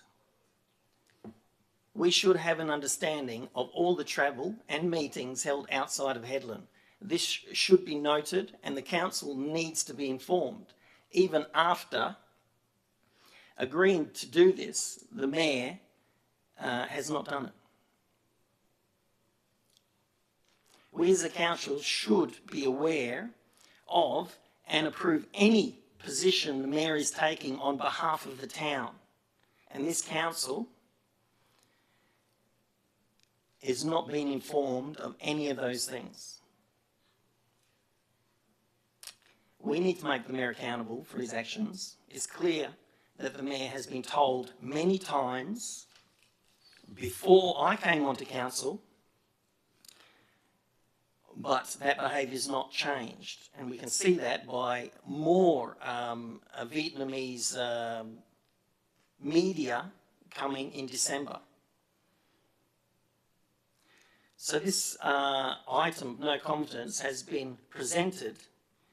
We know it does nothing to remove the mayor, but it does highlight to the Department of Local Government that there are issues with one member and not the whole council. So, in my opinion, it's time for the department to do the right thing and act on the evidence. No more, no less. So I encourage councillors to support the motion based on what I've just said. Thank you. Point of order, Mr. Mayor. Yes, sir. Councillor Blanco has mentioned that the town survey that was conducted, that the administration has not presented certain comments to us. I would like to say that all of the report in its entirety was presented to us in the attachments. So I would request for that comment to be withdrawn. Councillor Blanco, reply to that? What I said was that the public did not receive the report. It was redacted. Thank you, Councillor Blanco. Thank you, Brian. Thank you. Look, I'll vote against this motion. Look, yeah, being the mayor of Port Hedland, yeah, look, it's a tough gig, you know, no doubt about that. It's but you know, you hear Blanco say many times before, you know, he hates FIFO, won't approve camps and so forth and so forth. So as the mayor, when I travel around Asia or anywhere in the world, you know, I'm promoting Port Hedland 24/7. I'm trying to encourage business to come to town, do joint ventures with people in the town, encourage people to come and live in the town because it's a hard place to live. You know, a lot of people want to come and live in this town. So we can grow our town and grow our community. That's what we're here for, is growing our community. And whether they be people from interstate, overseas, it doesn't matter. It's about getting there, tell them this full story, say, this is a great place to bring your family. Okay, it's a great place to grow up. We have good education, good hospitals, great place to come. All right, and as the mayor, I will do that day in, day out. People know how passionate I am about the town. So is Mr. Blanco is passionate about his town. So is Mr. Butson passionate about the town. Everyone loves Port Hedland. It's a great place to come. It's a great place. The councillors here do a great job. The directors do a great job promoting the town. And I do it 24/7. I don't care what people say, you know, good or bad about me, but they understand my passion for this town. I love this place. All right, and that's why I'm here, you know, in charge of this big ship, steering it in the right direction. My councillors are pedalling as fast as they can, and we're in the right direction. We're looking forward, we're moving forward, we're doing the right thing. And I think this motion is a complete waste of time. Thank you. Councillor Turner. That's 4. Thank you, Mr. Mayor. Well, just probably start off by saying that while I was originally a silent supporter of the motion originally, it was meant to be in much more depth, but after the legal advice it was removed, and we've been left with what is before us tonight. So I'd just like to sort of apologise to the other councillors for sort of putting us in this position of such a, I guess, a vague vote of no confidence. In saying that, the motion, as generalised and vague as it is a vote of no confidence on the mayor. The way I interpret that is, do we have faith that the mayor can lead us as a council and work for us to ensure the future of the town? When regarding this, it is important to set aside personal or business judgment and distant past. Should only be thinking about the recent past, the here and now, and most importantly, the future. With that in mind, I have to say that I do not currently think that the mayor is the one that can lead us with confidence. Reasons being is that I believe that the most important qualities of a mayor should be leadership and leading by example, closely followed by trust. Even though I'm new on the council, having only been here 3.5 months, the lack of leadership shown is quite evident. Coming into this position as somebody with zero political or government experience, I was expecting at least some form of guidance or communication from the mayor, and if it wasn't for the likes of the Deputy Mayor and Councillor Blanco and the administration team, I would definitely have been in over my head and freaking out, but we got through it and we're moving on. In that 3.5 months, I've had 0 phone calls, 0 messages, and 0 one-on-one meetings with the Mayor, and only 7 emails received from the Mayor. Most of them were just generic replies to group emails, and only 1 directly to myself. Trust is another massive quality that a leader of any team, group, needs to operate. And while it's a phrase that we repeat and gets thrown around all the time, is that we want to be open and transparent council. I fail to feel or see that in the Mayor, with so many unanswered questions, uncommunicated leaves of absence to the council, and the unknown overseas meetings, whether legit or not, feel secretive. And Mr. Mayor, I will say to you that I don't doubt that you do go forward with the town of Port Hedland at its best and advocate for it. And whether, as I said, whether they're legit or not, it doesn't matter. It's just the whole surrounding of it is so secretive that we don't know about it. We don't know what goes on, and we have to ask and ask and ask for evidence and what happened and what was going on. I have more to go on, like about the presiding of meetings, not being up to standard, all that sort of things. But that's all stuff that could be worked on. The last 16 council meetings and 159 questions from the public, 30% of them were taken on notice, 31% of them were passed to directors without comment, 28% of them actually got answers directly from the Mayor, and 11% were flat out refused to answer. I could go on, but I think I've made my point. Thanks. Thank you. Thank you, Councillor. Elsie Gates. Councillor Turner. Look, I'm voting against. This is a very difficult discussion, debate. What is disappointing for me is that prior to tonight, there has not been a specific sharing of information, consultation about those concerns.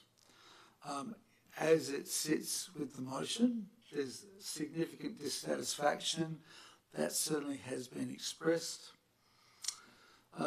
What I would say is that moving directly to a vote of no confidence is a bit like going to the nuclear option first. And perhaps there's been an opportunity there's probably 2 steps before I would push that button, and that is, can we honestly say that we have worked as a team to resolve these issues around leadership, around performance, and around transparency?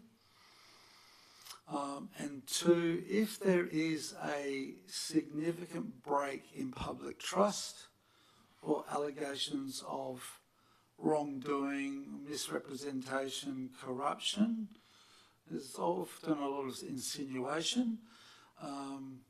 And have we made those reports to the department and through the appropriate mechanisms? And I would say that that is the first step before moving to a motion of no confidence. Can the Mayor improve his performance? Absolutely. The community deserves to have a Mayor that is accessible, that is transparent, and that is accountable. We need to work towards making that happen. Equally, as a council, we need to hold each other accountable too. So I have had many conversations and expressed my frustration and dissatisfaction to the Mayor multiple times. What I'm saying is that we need to lay this bare and have a thorough review, and if required, appropriate referrals for investigations or complaints prior to going to a vote of no confidence. So that's why I'm voting for. I recognise the frustration, I acknowledge the frustration, I share a lot of those frustrations, but I'm not prepared to go to that option first. Thank you. Thank you, Councillor Turner. Anyone else for? Yes. 2 seconds.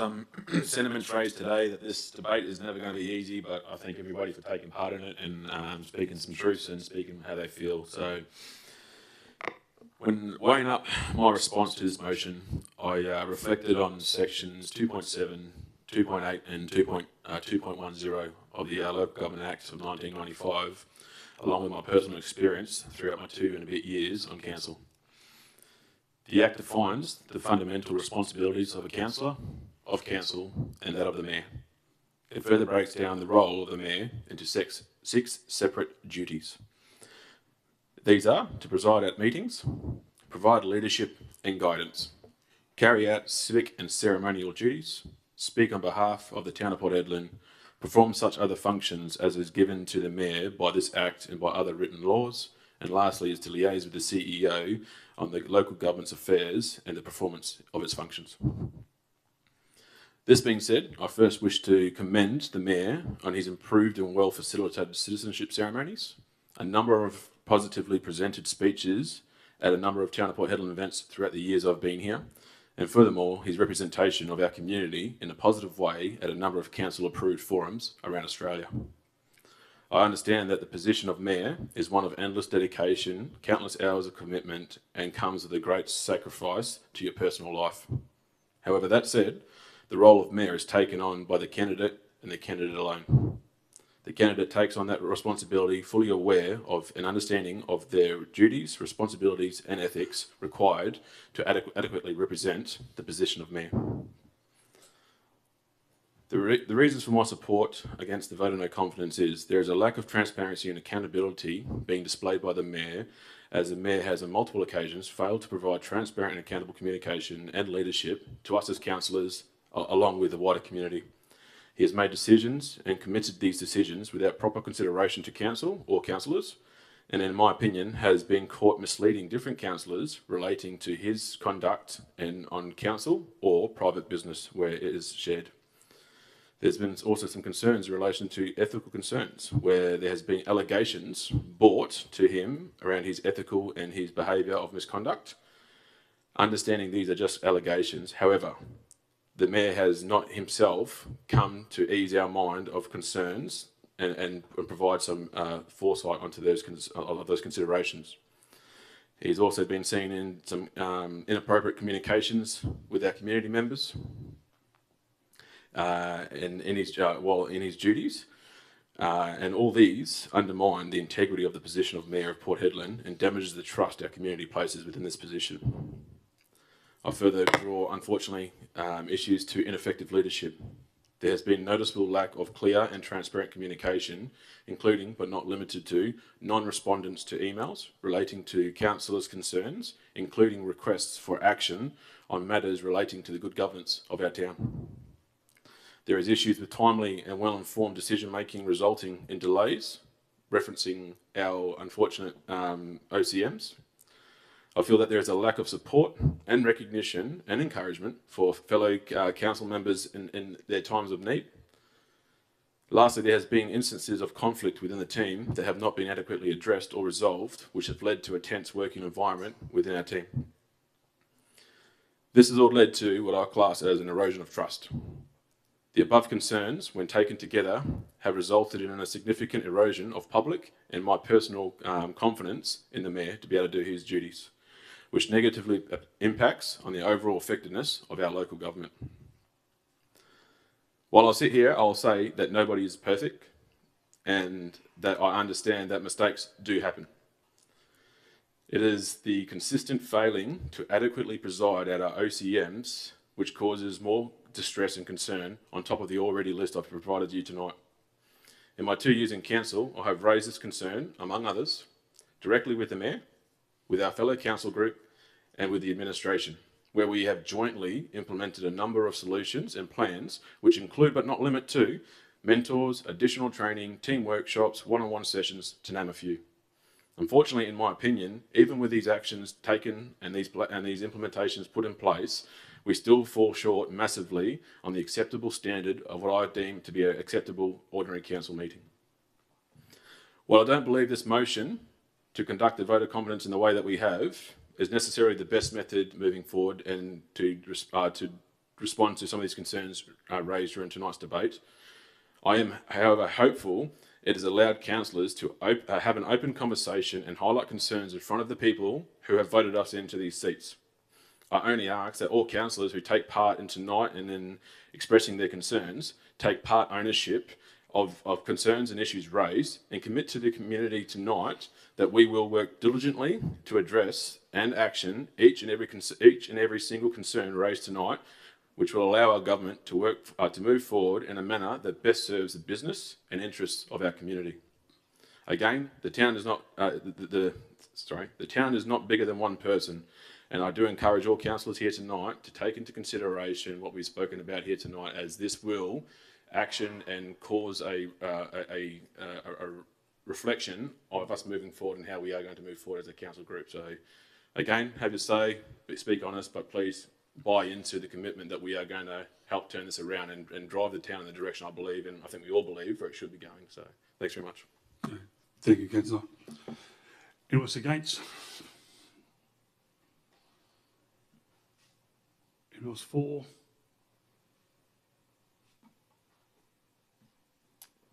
Oh, sorry, Councillor Bell. Yeah. I will speak for, and this is a very this is a tough topic to talk on, and most of my colleagues have covered a lot.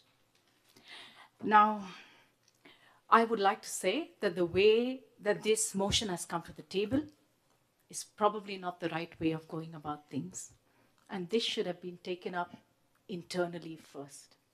So that I'm being very clear of. I'm also acknowledging that I'm only 3 months into this role. But I have to ask myself as well, that is there that sort of transparency and accountability? And that isn't there, and I don't see it. Can there be there? Is there room for improvement, and can it be there in the future? I would say certainly yes. And I would hope for us, for me, the one thing is that we work together as a team, that this sort of what we are doing at the moment, and you know what I mean, has to stop, that we move forward, that we work for things for the town, and that we have all of these projects there. And therefore, this is not the right way of going about this. But at the same time, I would like to see that there is that transparency and accountability. So I'll be voting for it. Thanks. Okay. Thank you, Councillor Bryan. Okay, sum up. Councillor Button, you moved it. You moved the motion. Do you want to sum up at all? Do you want to turn your microphone on, please? Yeah, turn your microphone. Yeah. Oh, so yeah, for sorry. my right to reply? Speak into the microphone. Thank you.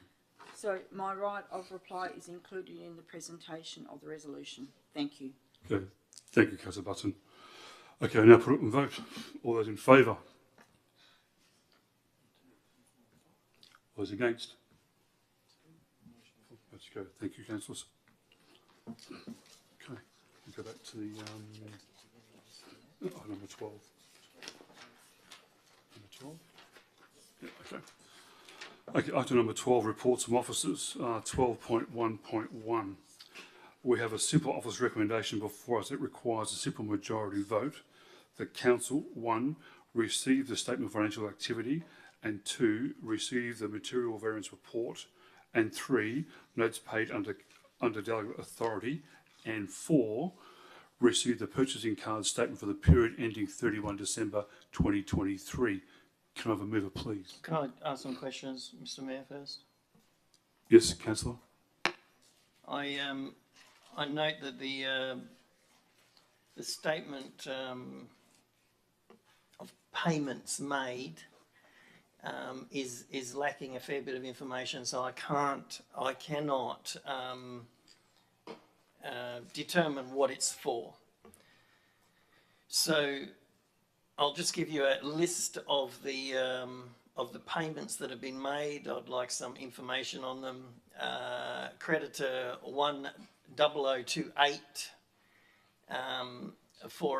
it's a claim 2 for $306,187.99. That was on the 1st of the 12th, the 7th of the 12th, claim 3, 59,336. So councillors, you see what I'm getting at here? This is all the information it is, just claim 3, claim 2, you know, with a, obviously the creditor's name there. But, you know, I can't find any of this stuff in the tender register or anything. So claim 4 on the 21st of the 12th, 72,105, and there's a claim on the 21st of the 12th. There's a claim 3 for 139,000 for Point of order, 68. Mr. Mayor. Yes, certainly. All right. Councillor Blanco, we have internal briefing sessions a week prior to an OCM. If you cannot find information, that is your chance then, or that is the forum to bring it up. So I would ask you to please take note of that. Thank you. Thank you, Councillor Bryant. Councillor Blanco, do I continue on? Point of order through the chair. Sorry, point of Councillor. order through the chair. Point of order? Yep. Well, my point of order is, again, we've had an opportunity to ask questions without notice of the administration. I now ask that we go back to the order of business, which is to call the motion, ask for a mover and a seconder. Happy for the member, if he has questions, to be able to provide that.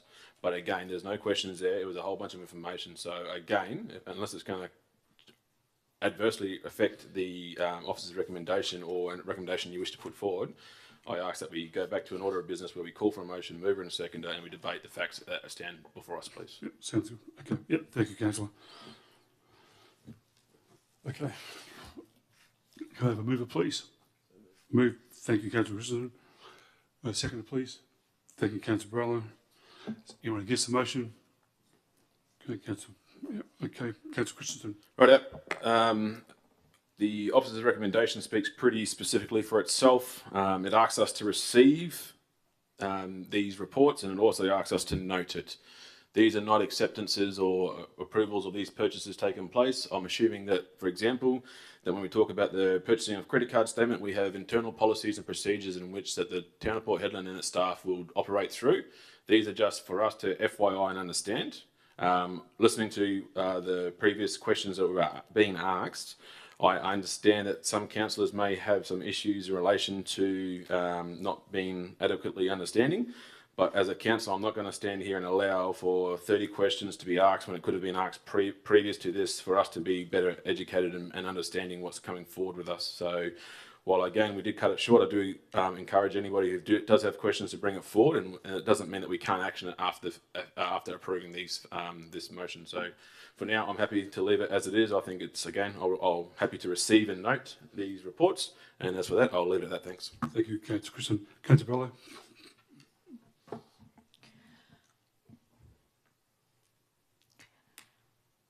I believe that the attachments that have been provided and all the information that is provided, it is for us to look at it at a high level, and it seems correct it seems what it is, and we have made note of it. And so I would say we should go ahead with it. Thanks. Okay. Thank you, Councillor Barello. So anyone against the motion? Yep, Councillor Blanco. Thank you, Mr. Mayor. Can I just ask, is this a procedural motion? No, it's moving the item as printed on page 19. Well, we are discussing whether to stop me from asking questions on this item. So is that a procedural, or is it no? No. I'll just, okay, all right. So, council members, your number one responsibility is to understand what the payments are that go out each month. That's your number one responsibility. Now, you don't like me asking questions about finance because we can ask it before. Well, I run a business, okay, and I have cars lined up down the street, all right? So I spend as much time as I can on this stuff, and more than like today, I finished at 4 o'clock and I came here by 4:30. If I don't have time, then, you know, I will be asking the questions on the night. Now, this is a couple of times that, you know, I've been stopped from asking questions. Now, you might have jobs that, that allow you to spend copious amounts of time, you know, looking through the agenda, you know, and understanding every little detail. But, you know, I do have to, you know, work in a job as well, and, you know, I've got a lot to do, as well as, you know, family life too. So, you know, it is inappropriate for the council to stop other councillors from asking questions and requesting information on the financial position or the payments made. That's my opinion. Okay, and I believe point of order, Councillor council Blanco. Point of order, should, Councillor Blanco. Yes. In a briefing session, you have every right to answer these questions and ask them. Why didn't you do so? Like we have it there. What is your point of order, Mr. Mayor? To ask the questions at the briefing session. Have you finished? Can I continue? That's what I'm saying. Can I continue now? Okay. Point of order, Mr. Mayor. Yes, sir. At no point did at no point have I said that you cannot ask questions. What I'm saying is that there is a forum to do that a week prior. The OCM is not the forum to bring it up, and you would probably have all your answers on the table in the week that passed. So I'm not, please let me clarify that I am not stopping you, or nobody here is, but this is not the right forum. That's all. Thank you, Councillor Brother. Mr. Mayor. Continue, Mr. Blanco. Okay, so like I was saying, you know, I don't have lots of time to be looking at this weeks before the meeting. I will have a look at it when I can, and I'll ask my questions on the night. And like I said, I find it inappropriate that the council will be stopping questions to be asked on finances, you know, in a council meeting. And if I don't understand these payments, I know you don't. Okay, thank you. Okay, and it was 4. Yep. Yeah, so very good points by all. And while I do agree with you there, Councillor Blanco, we all have very busy lives, as we all do, all the jobs and kids and things at home. And I agree with you. It is our number one responsibility to figure out where our money is going and where it's being spent. In contrary to that is a lot of the things in these reports are day-to-day operations, and that's fine. And when we do find things wrong with it, as everyone stated, there is other times, the briefing meeting, for example, to bring it up. But just for an example, it was yesterday at 4:36 p.m, and I'm not sure what time the admin will knock off, but I believe it would probably be around 5 o'clock. I had 10 questions on these reports. Nothing of major issue. It's just things that, as you say, I didn't understand and weren't sitting quite right with me, and didn't need to exactly know them before tonight's OCM, but I just wanted to know out of my own curiosity.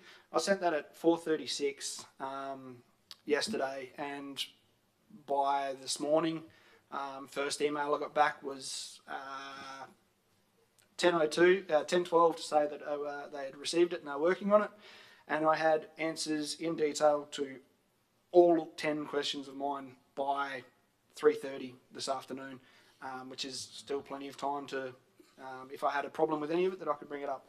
As I say, we're not saying not to ask questions, we're just saying there is a reason these OCM meetings go for so long, and we're just trying to cut back on that. There's plenty of other times to get these questions. I understand that sometimes, in your experience, might not get the answers that you're looking for, so bring it up in a public forum and make it on record so that you do get them.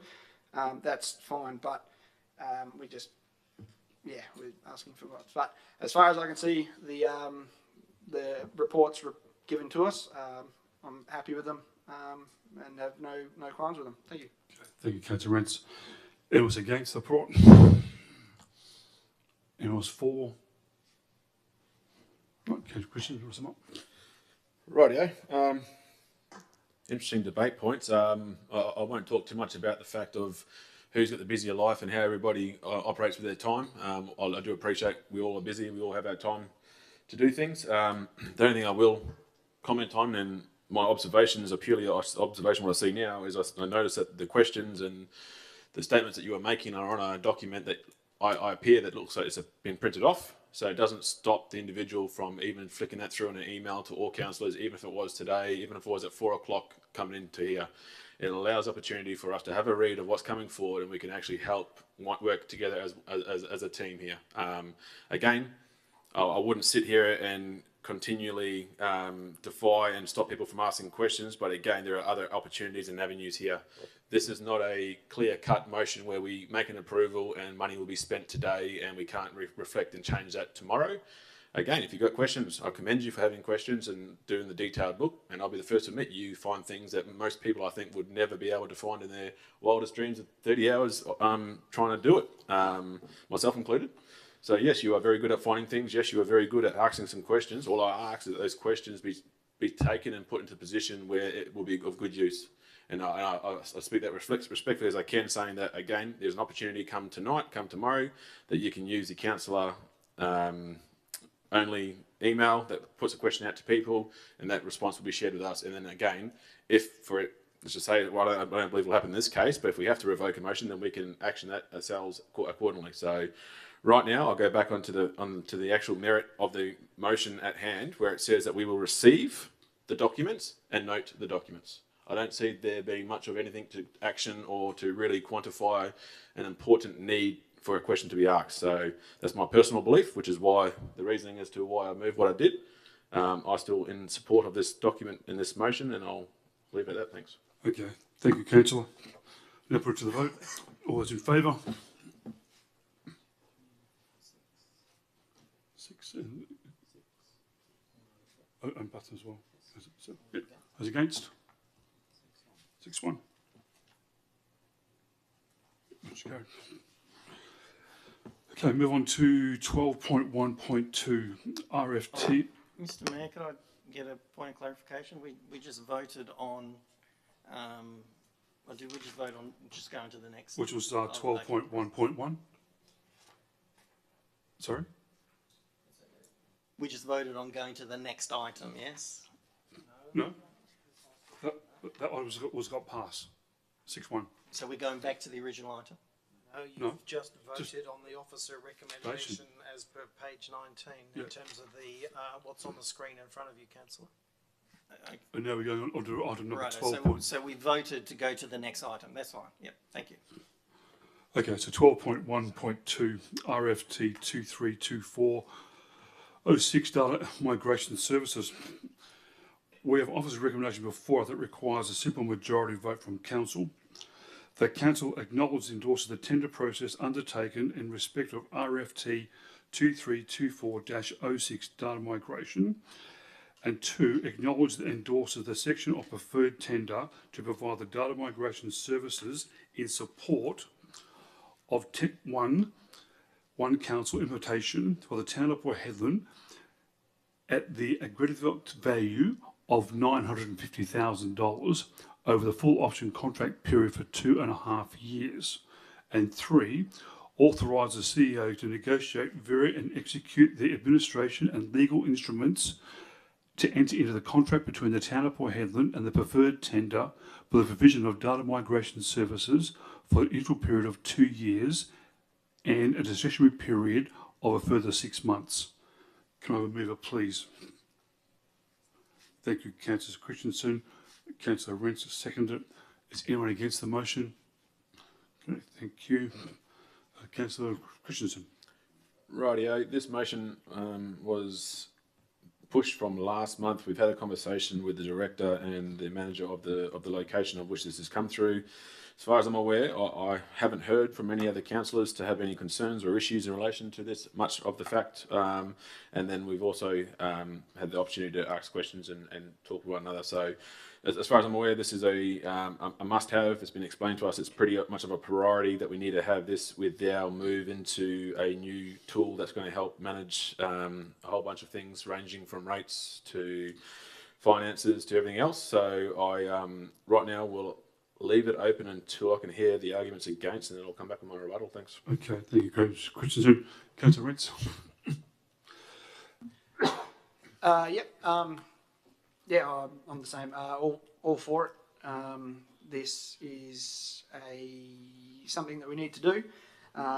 There's plenty of reasons why.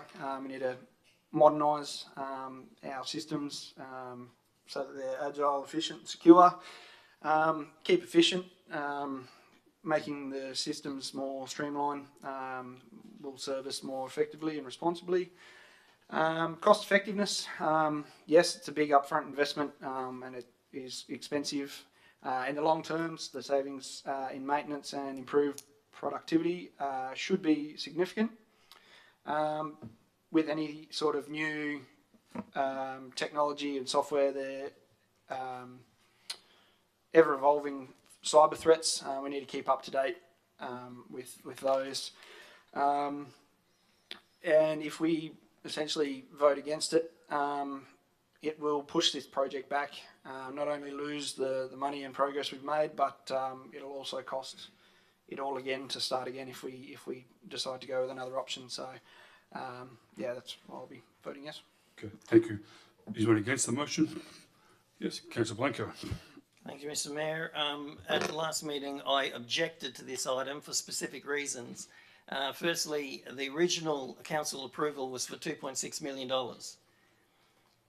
And the body of the report, when the council originally approved the tender for 2.6, the body of the report said the cost to this project was $6 million. Now, the second item in December talked about the project cost being $8.5 million, and that's what we're considering now. So no councillor has questioned the reason why it's increased, and also why we have paid out 3.8 mil so far. And I asked the question, had the council approved the amendment to the original tender, because we approved 2.6, but we spent 3.8, and there's an increase to 8.5.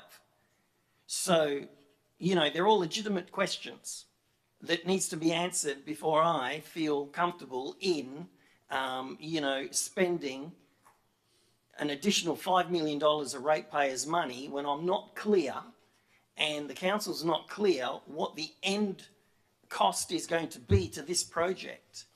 And like I said previously, other people have had this structure in place and they've gotten rid of it. So what I would like to see is us having an understanding what the other tier 1 councils are actually paying to have this same tender put in place for their council, because I really don't see how it costs that much. When we first looked at this stuff to change the software of the town, we were looking at a $2 to $3 million cost. That's what we were told. And now it's $8.5 million, maybe. So, I just don't understand, why it's gone up so much. And we really don't have I don't have an understanding of the ongoing costs associated with this program for the town. And remember that,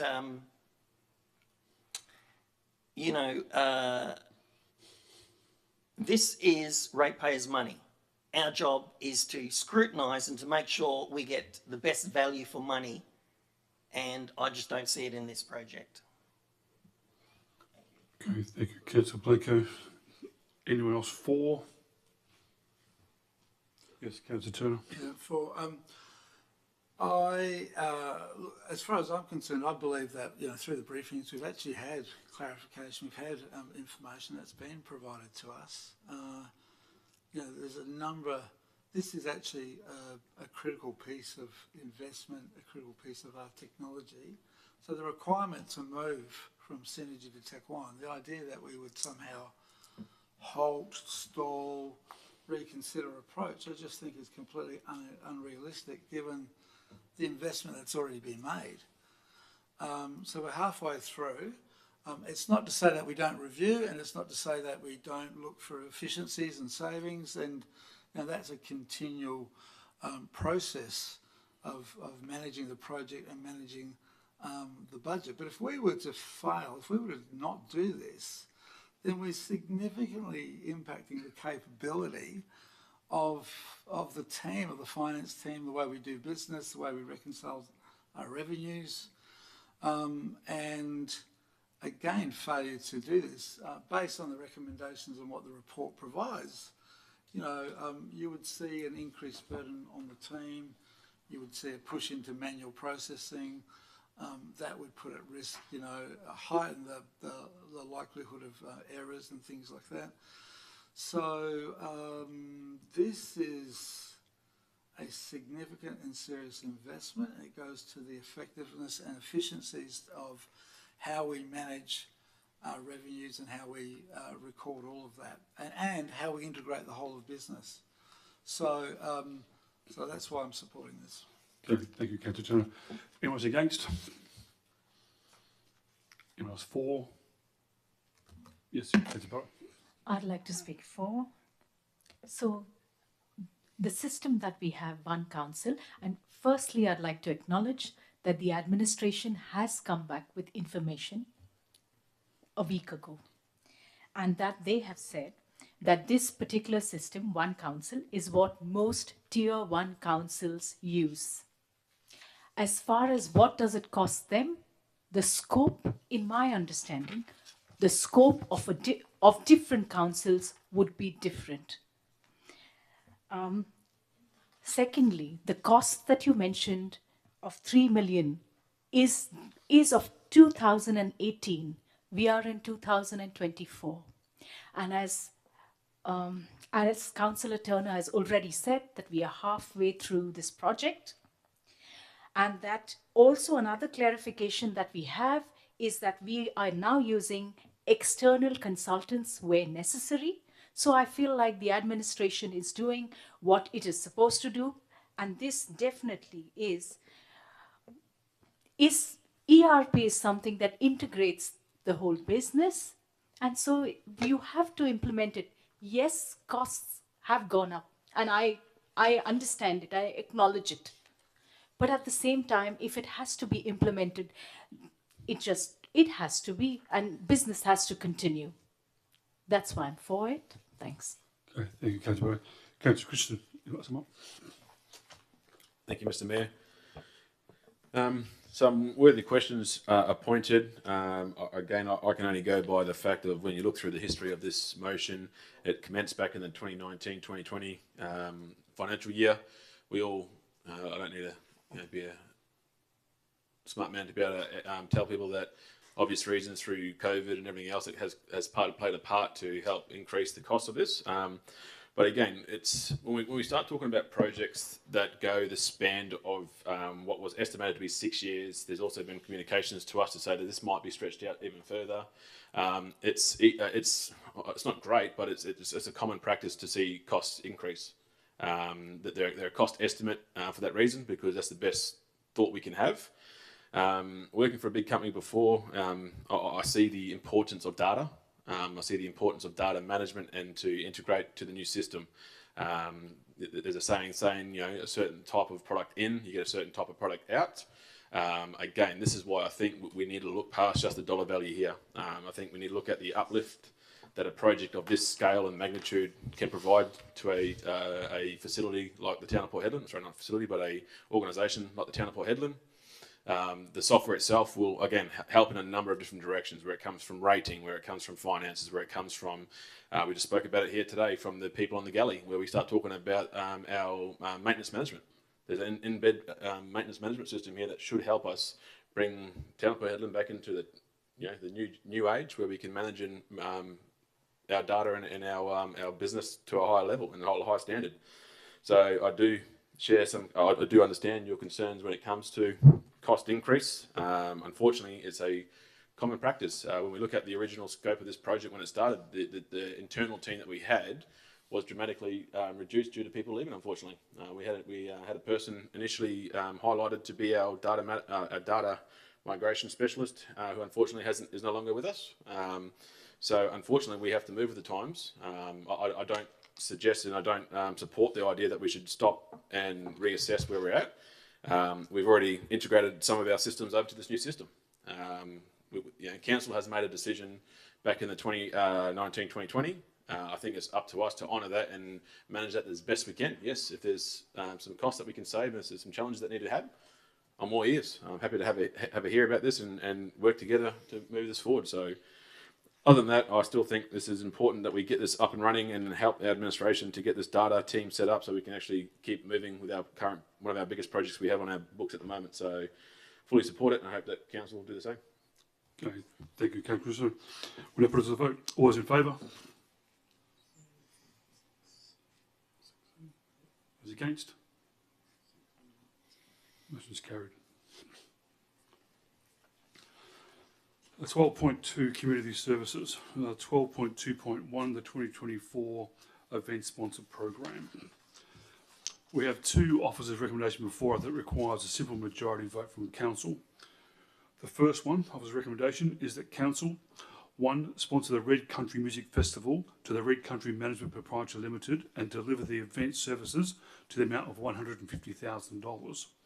And 2, include options for annual extensions at the discretion of for the town of $125,000 in 2025 and $100,000 in 2026. Can I have a mover, please? Sorry, point of order for the chair. Yep.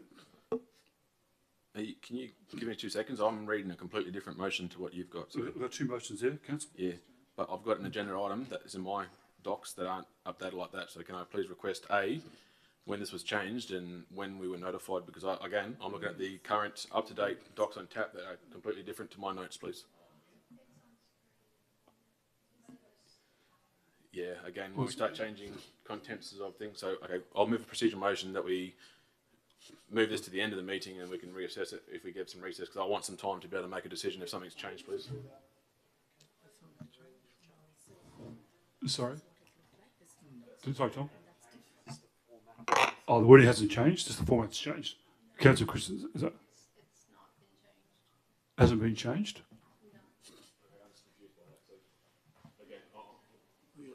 I'm happy to still address it, but can we just move this to the end so we don't hold up business and then I can reassess after a recess? Yeah, so we'll take a recess. We'll just take a recess now. Let's just take a 5-minute recess while we get it assessed. Okay, I'll close the meeting off at 8:14.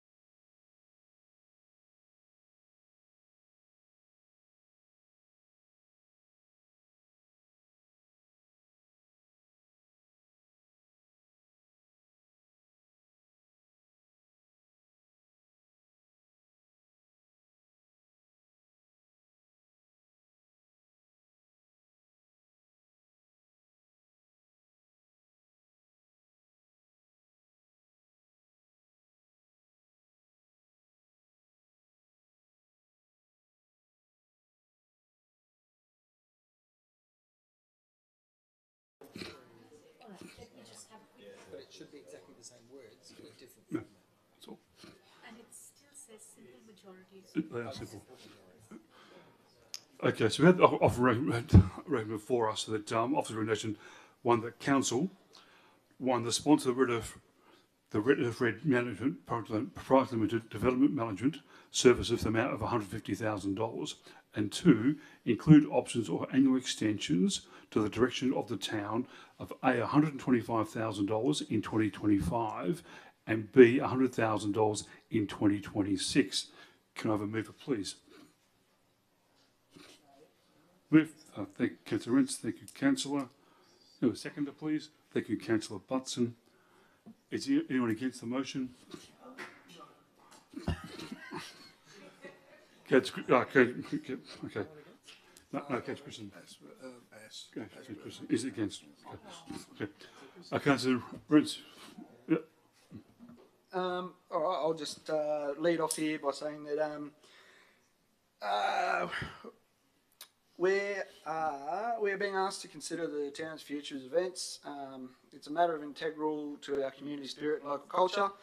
The event sponsorship program is before us, and while there are valid concerns regarding how much time there is to organise such events, the essence of the proposal is to enrich our town with vibrant events. While I do have concerns for potential shortfalls in expectations, rejecting this proposal could mean a loss of opportunities for social gatherings, cultural expression, and an economic impact for local businesses that our residents deserve.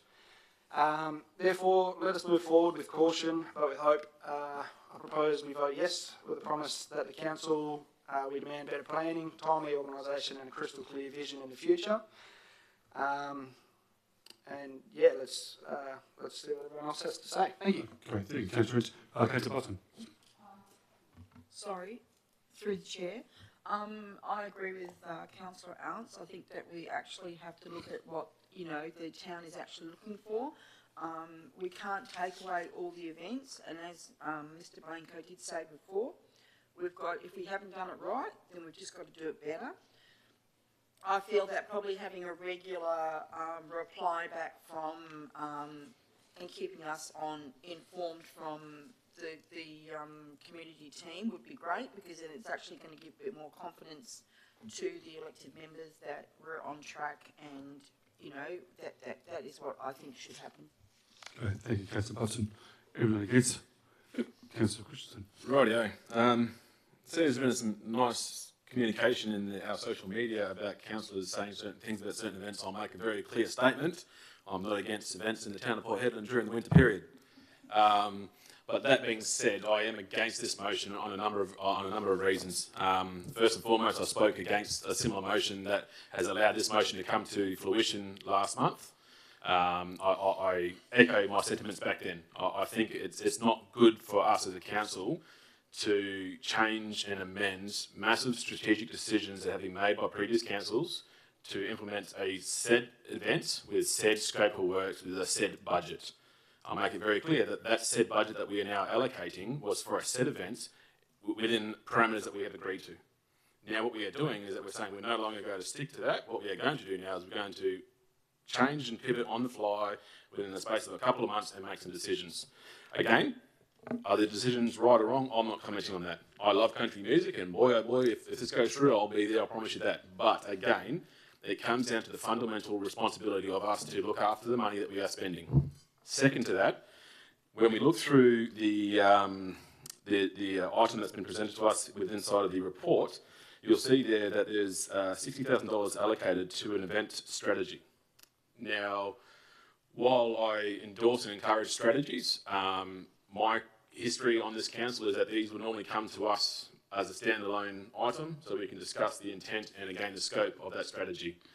Second to that, when you look at that strategy, it talks about the long-term future of events in this town. Now, how can we sit here and make a decision that will talk about trying to commit to 3 years worth of an event, which is, or that as well, which is an additional event, being the Red Earth, sorry, correct me if I'm wrong, Red Country Music Festival, sorry.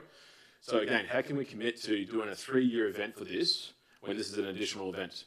I'm assuming, and again, I'm only assuming here, if we go back to the odyssey of old, let's just say we do that tomorrow, what budget are we going to allocate? Again, I think it's very dangerous when we start to allocate already allocated budget to secondary, third events to fill a hole, in my opinion, in this year's budget. So that being said, again, I'm just cautious on how all this works. Second to that, and most importantly for me, I believe that this motion goes completely against some policies that we already have established. So we have a grants policy, which clearly sits out and directs what we can do and with our money that we've allocated to go to these sort of like events. You know, these, in my opinion, these people and these businesses can come to us and use the grant system that's currently available to help fund these, and yet we're going above and beyond again to provide sponsorship when we should be, in my mind, sponsorship and grants are used interchangeably, and I'm happy to be corrected if that's the case. But again, this is now additional money on top of grants that we already allocate. So I'm confused again. Am I saying this can't happen? No, but right now I'm going to suggest to all councillors they say no, and that we allow this to fall down and we pick it up again next month if councillors are happy.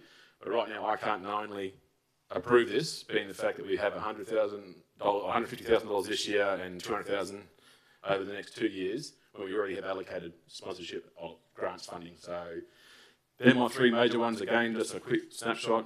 We've changed scope. We're going to try and amend it on 2 months' notice.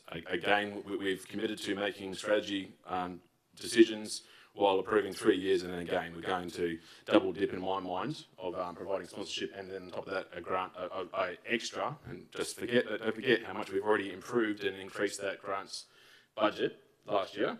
Again, if we keep on doing this, I'm just interested to see where it's going to stop. So that's my say on this one, and I'll leave it at that. Thanks very much. Yeah, thank you, Mr. Assistant. Anyone else for? Yes, Councillor Hall. I'd like to speak for. So this event definitely falls into the purview of the arts, or this event is looking at our arts and culture plan, and I'm not using. Let me start over. I'll start with, firstly, I'll address Odyssey. As I've said before, Odyssey did not go to plan. And that is what sometimes happens. What do you do then? In my opinion, then, you change, you adapt, and you try something different. Definitely you document what has not gone right. But then do you not have an event at all? And the other thing is, if you wait for the next month and the month after that, how do you plan all of this? Because all of these artists are booked out. The second, so that was Odyssey. So second is budget. I feel like they have still stayed well within budget. And so I would say I'm for it. Okay. Thank you, Councillor. Through the chair. Yes, sorry. Can I get a personal explanation, please? I've been pretty tight-lipped about this, but we've made a statement where we have kept within budget. Can I please have a clarification through the member who's made the statement on what the budget was and how we've kept it inside the budget when we're allocating towards it now?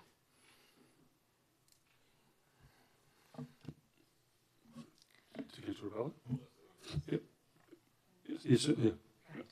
So my understanding is, and I could stand corrected, Odyssey had a budget of around 600,000, and now we are saying all of these arts and culture what we have in front of us is a total budget requirement of 385, and hence I said that it is within budget. Yeah, thanks. Okay, thank you. Okay, anyone else against? Anyone else for? Okay. Yes, Councillor Turner. For. I think there's some really good points being made. What I like about the first recommendation is that you've got a reducing budget, so that introduces the idea of sponsorship and partnerships. And again, I think that's a really effective way of working. I've got to make a public declaration that I'm actually not a fan of country music, but pretty much everyone I know in Headland is. So who am I to oppose the Red Dirt, the Kernaghan Music Festival, you know? So, and I will be there in spirit to support the community. I may not be wearing boots in a Cobra, but that might be taking it a bit too far. But I think it's something, and again, I want to sort of pick up on the points made by Councillor Rebello that, you know, if we're really honest, I think the last couple of years of some of our major events have been a little bit underwhelming. And I think there is a requirement to be agile, to pivot and to respond to needs. So, and the team needs adequate time to plan, adequate time to put in place, you know, all of the requirements that are needed to host the major events. So for that reason, I think it's a good proposal, and definitely look forward to the Country Music Festival. Okay, thank you, Councillor Turner. Councillor Ranch, what's that? Thanks, guys. All very good points brought forward. While I agree with Deputy Mayor Christensen, the changing of the scope, you know, sort of lacks that integrity when we say that we're going to do something and then we flip and go down a different road. But on top of that, exactly what Councillor Rebello said, that if things aren't going right, you need to pivot. Whether this has been done correctly or not, we'll wait to see. The facts on the double dipping of funds and the grants policy, it's a good point to bring up, and it's a good question to be asking. Can some of these events be covered by those? That's a very good point. The fact of the matter remains that, as we said, we're already leaving it as late as possible at the moment. While at last council meeting I was against it, and trying to change some things up. Now I believe that we're at the death knock where we need to get these things going, and then hope for the best. And we've got to put the best foot forward. As we've said, we spend the money, try and make the best of it, and then hopefully get some good results from it, and we can build from there and create something to build off and go forward with. So yeah, that's why I'm for it. Thank you. Right. Thank you, Councillor Rich. Okay, now put to the vote. All those in favour? Those against? Motion is carried. 6-1. Thank you. Okay, the second recommendation for council, one is to note that all event sponsorship proposal, as mentioned in the report, approve a one-year funding contribution of $235,000 plus GST, and 2, note that funding for all 2024 event sponsorship proposal, as mentioned in the report, is included in the events section of the 2023-24 annual budget. So moved. Thank you, Councillor Christensen. Will I have a seconder, please? Thank you, Councillor Turner. Is anyone against the motion? You against it? Yeah. Moved it against it? Yeah, no. You can move the motion and be against the motion. You've moved it, councillor, but you can't also be against it. Another councillor needs to be against it, and you can then voice your debate. At the moment, no one is against it, councillor. So there's no debate.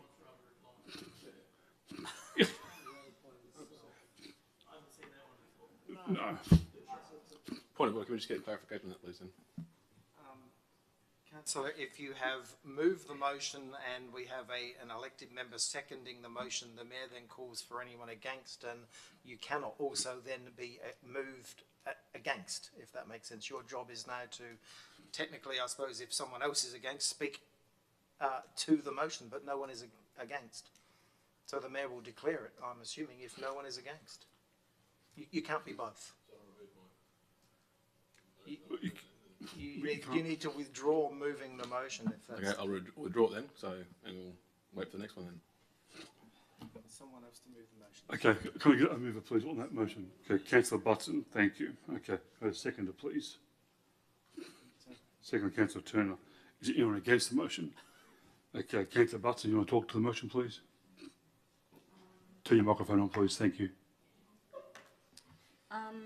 I think on this, well, I really don't have much to say about this, so I think it should go through. Okay, thank you. Councillor Turner. Thank you, through the chair. Again, I think this provides what is a combined with what we've just passed. We've actually got a 12-month program. It's a program that provides a diversity of activities. We've got some top acts there like Eskimo Joe and Dan Sultan. And I think we've got the theatre, the Rocky Horror Show. The Scribblers event itself was an excellent activity last year, and I think that idea of weaving creative literacy in the arts, I think is very valuable. And what I like about this 12 months is that it does incorporate some investment in the planning and strategy.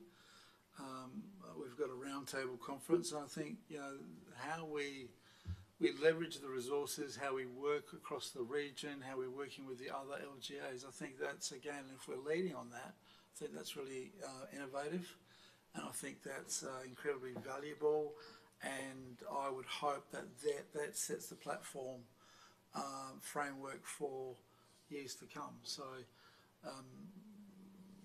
that's why I'm supporting this, and I think that, again, the budget is acceptable. So that's why I'm Okay, thank you, Councillor. Anyone against? Councillor Christie. Right up. Very similar to my previous communications and conversations, I really do wish that councillors now take on note some of these things that I'm about to say, because again, what we are just approving is contradictory to everything that we've already put through in recent times. So I'll bear reference to just the last notice that we've just been spoken about. Item of being Eskimo Joe / Dan Sultan. I draw reference to the communication we had when we first accepted costings to our Odyssey event, and lo and behold, a national major headlining act such as the Living Thing, Thirsty Merc, and you go down to the weekend too, and a national major headlining act being King Stingray and Eskimo Joe.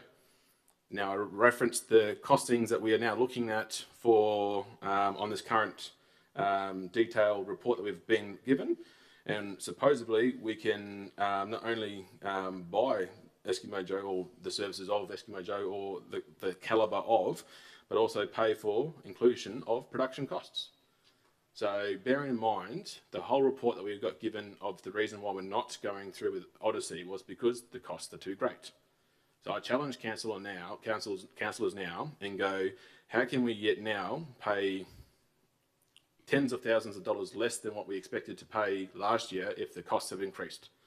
Again, I love the idea, I love the enthusiasm to pivot and to be able to try and deliver on extra services. Again, this is not a new 12-month expansion going forward. This is on top of what we've already committed to previously. So very, very concerned and very, very cautious how, again, the administration, on what we've already been told, can still deliver on this cost when we've been told that the cost that was last year is increased and we can't afford it. So that's my first gripe, or not gripe, but my first concern that has come from this motion moving forward. Second to that, again, is that we're putting development of strategy inside this project. Again, this is an event project, this is not a strategy developing. I think if we're going to be serious about committing to documentation that is going to be strategically mindful, I'd personally appreciate and prefer it be by itself, so we can have that communication like we have with every other strategy and policy we've created through the town. Again, it's additional to what, yes, it's within budget for the cost expected, but again, those costs are questionable. What happens now for next year if the event, for whatever we go, however we move, let's just say we need that money back for this event again next year, it might not be Odyssey, it might be another event. What do we then do with the people that we're putting dollar values towards now? Is it just a once-off payment and then, you know, off we go? We've established, and councillors have said here tonight, that it's good to see a mitigation of cost when we put out towards these people. Like the previous one, we've had, you know, 250 whatever it was, down.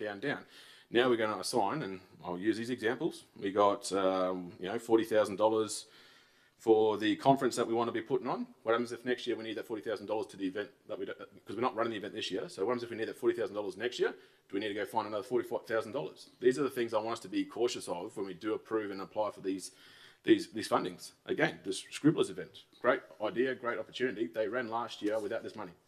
So again, I'm interested to see and ask some more questions in relation to if they ran last year without this money, how now do we need this extra dollar to make it run next year?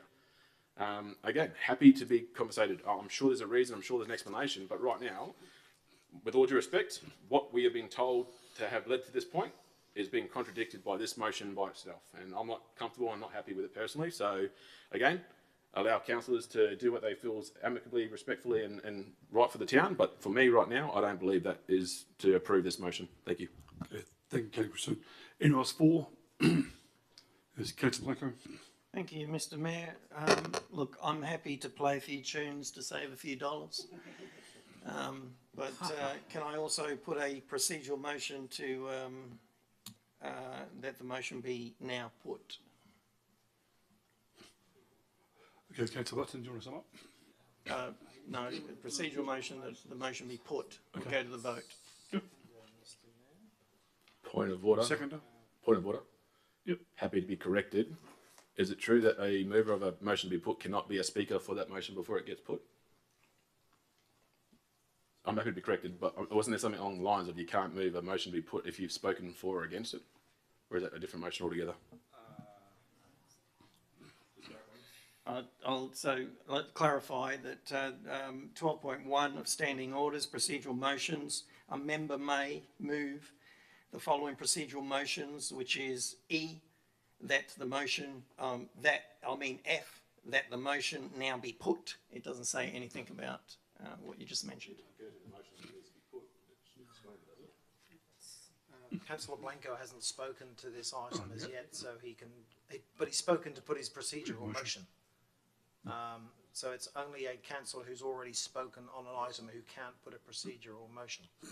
He spoke for that motion. My understanding is Councillor Blanco is now moving a procedural motion that the matter be put. So we need a seconder for that procedural motion. Go a seconder, please, that motion. Councillor Button. You want to sum up? No? Okay, let's put it to the vote. All those in favour? 5. All those against? 2. It was carried. Put the motion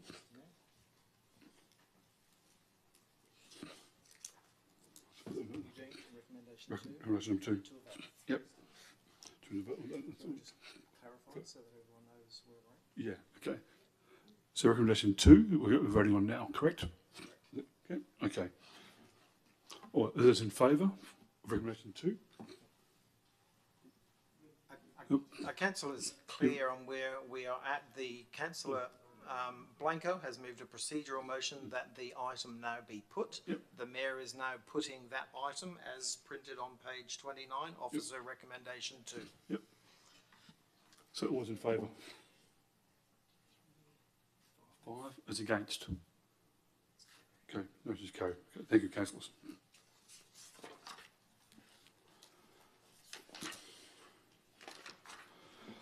Okay, 12.2.2, the Courthouse Gallery Review. We have officer's recommendation before us that council requires a simple majority vote from council.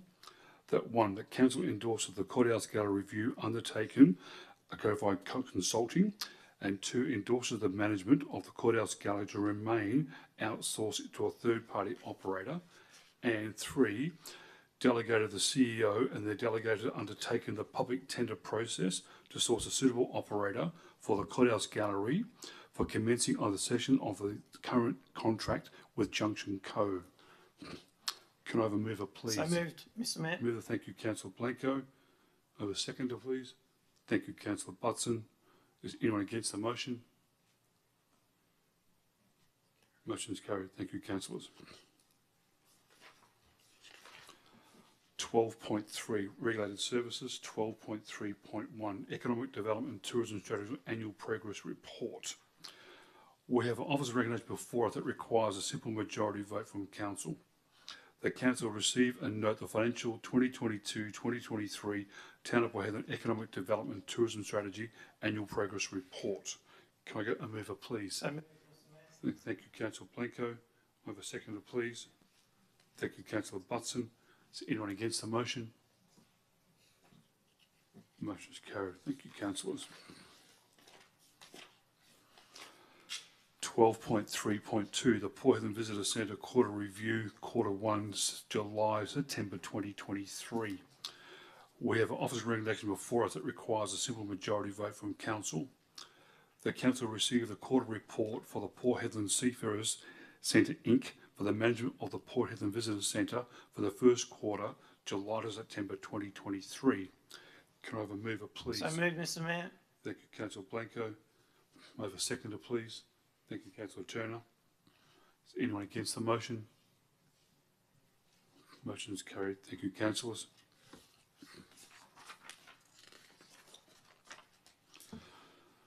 Okay, 12.3.3. Additional amendment for number 5 to the Town of Port Hedland Local Planning Scheme number 7, reclassification of land in South Hedland. We have offered a resolution before us that requires a simple majority vote from council.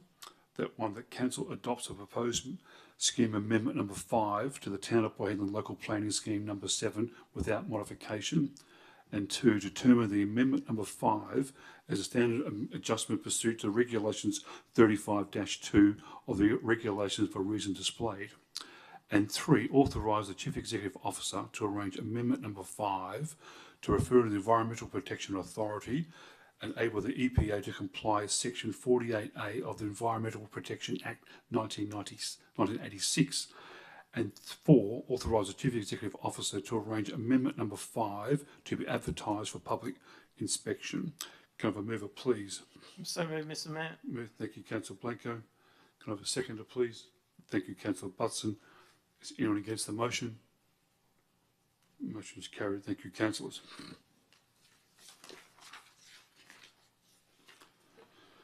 12.4 Infrastructure Services, 12.4.1 the Port Hedland West End Flood Pumps. We have an office recommendation before us that requires an absolute majority from council. The council 1 acknowledges and endorses the application for grant funding on the Federal Disaster Ready Fund round number 2 in support of the proposed project refurbishment placement of Gilbert Street flood pumps corresponding infrastructure. And 2, provide an allocation of $500,000 in the FY 24-25 Drainage Renewal Program to fund the proposed flood pumps project if the grant application is successful. And 3, authorise the Chief Executive Officer to provide a supporting letter to the grant submission detailing the town's commitment of $500,000 to project if the grant is successful. Can I have a mover, please? So moved, Mr. Mayor. Thank you, Councillor Blanco. Have a seconder, please. Thank you, Councillor Turner. Is anyone against the motion? Motion is carried. Thank you, councillors. 12.5 Executive Services, there is nil. Item number 13, nature of a new business, there is nil. Item number 15, matters which may be closed, confidential matters, there is nil. Item number 16, closure. 16.1, the date of the next ordinary council meeting will be held on Wednesday, the 28th of February 2023, commencing at 5:30 p.m. 16.2, closure. Being there no further business, I declare the meeting closed at 8:47 p.m. I'd like to thank councillors, members of the public and the CEO and the staff of attendance and our friends from Wagga. Thank you very much for coming down. Thank you, Department Zara. Thank you.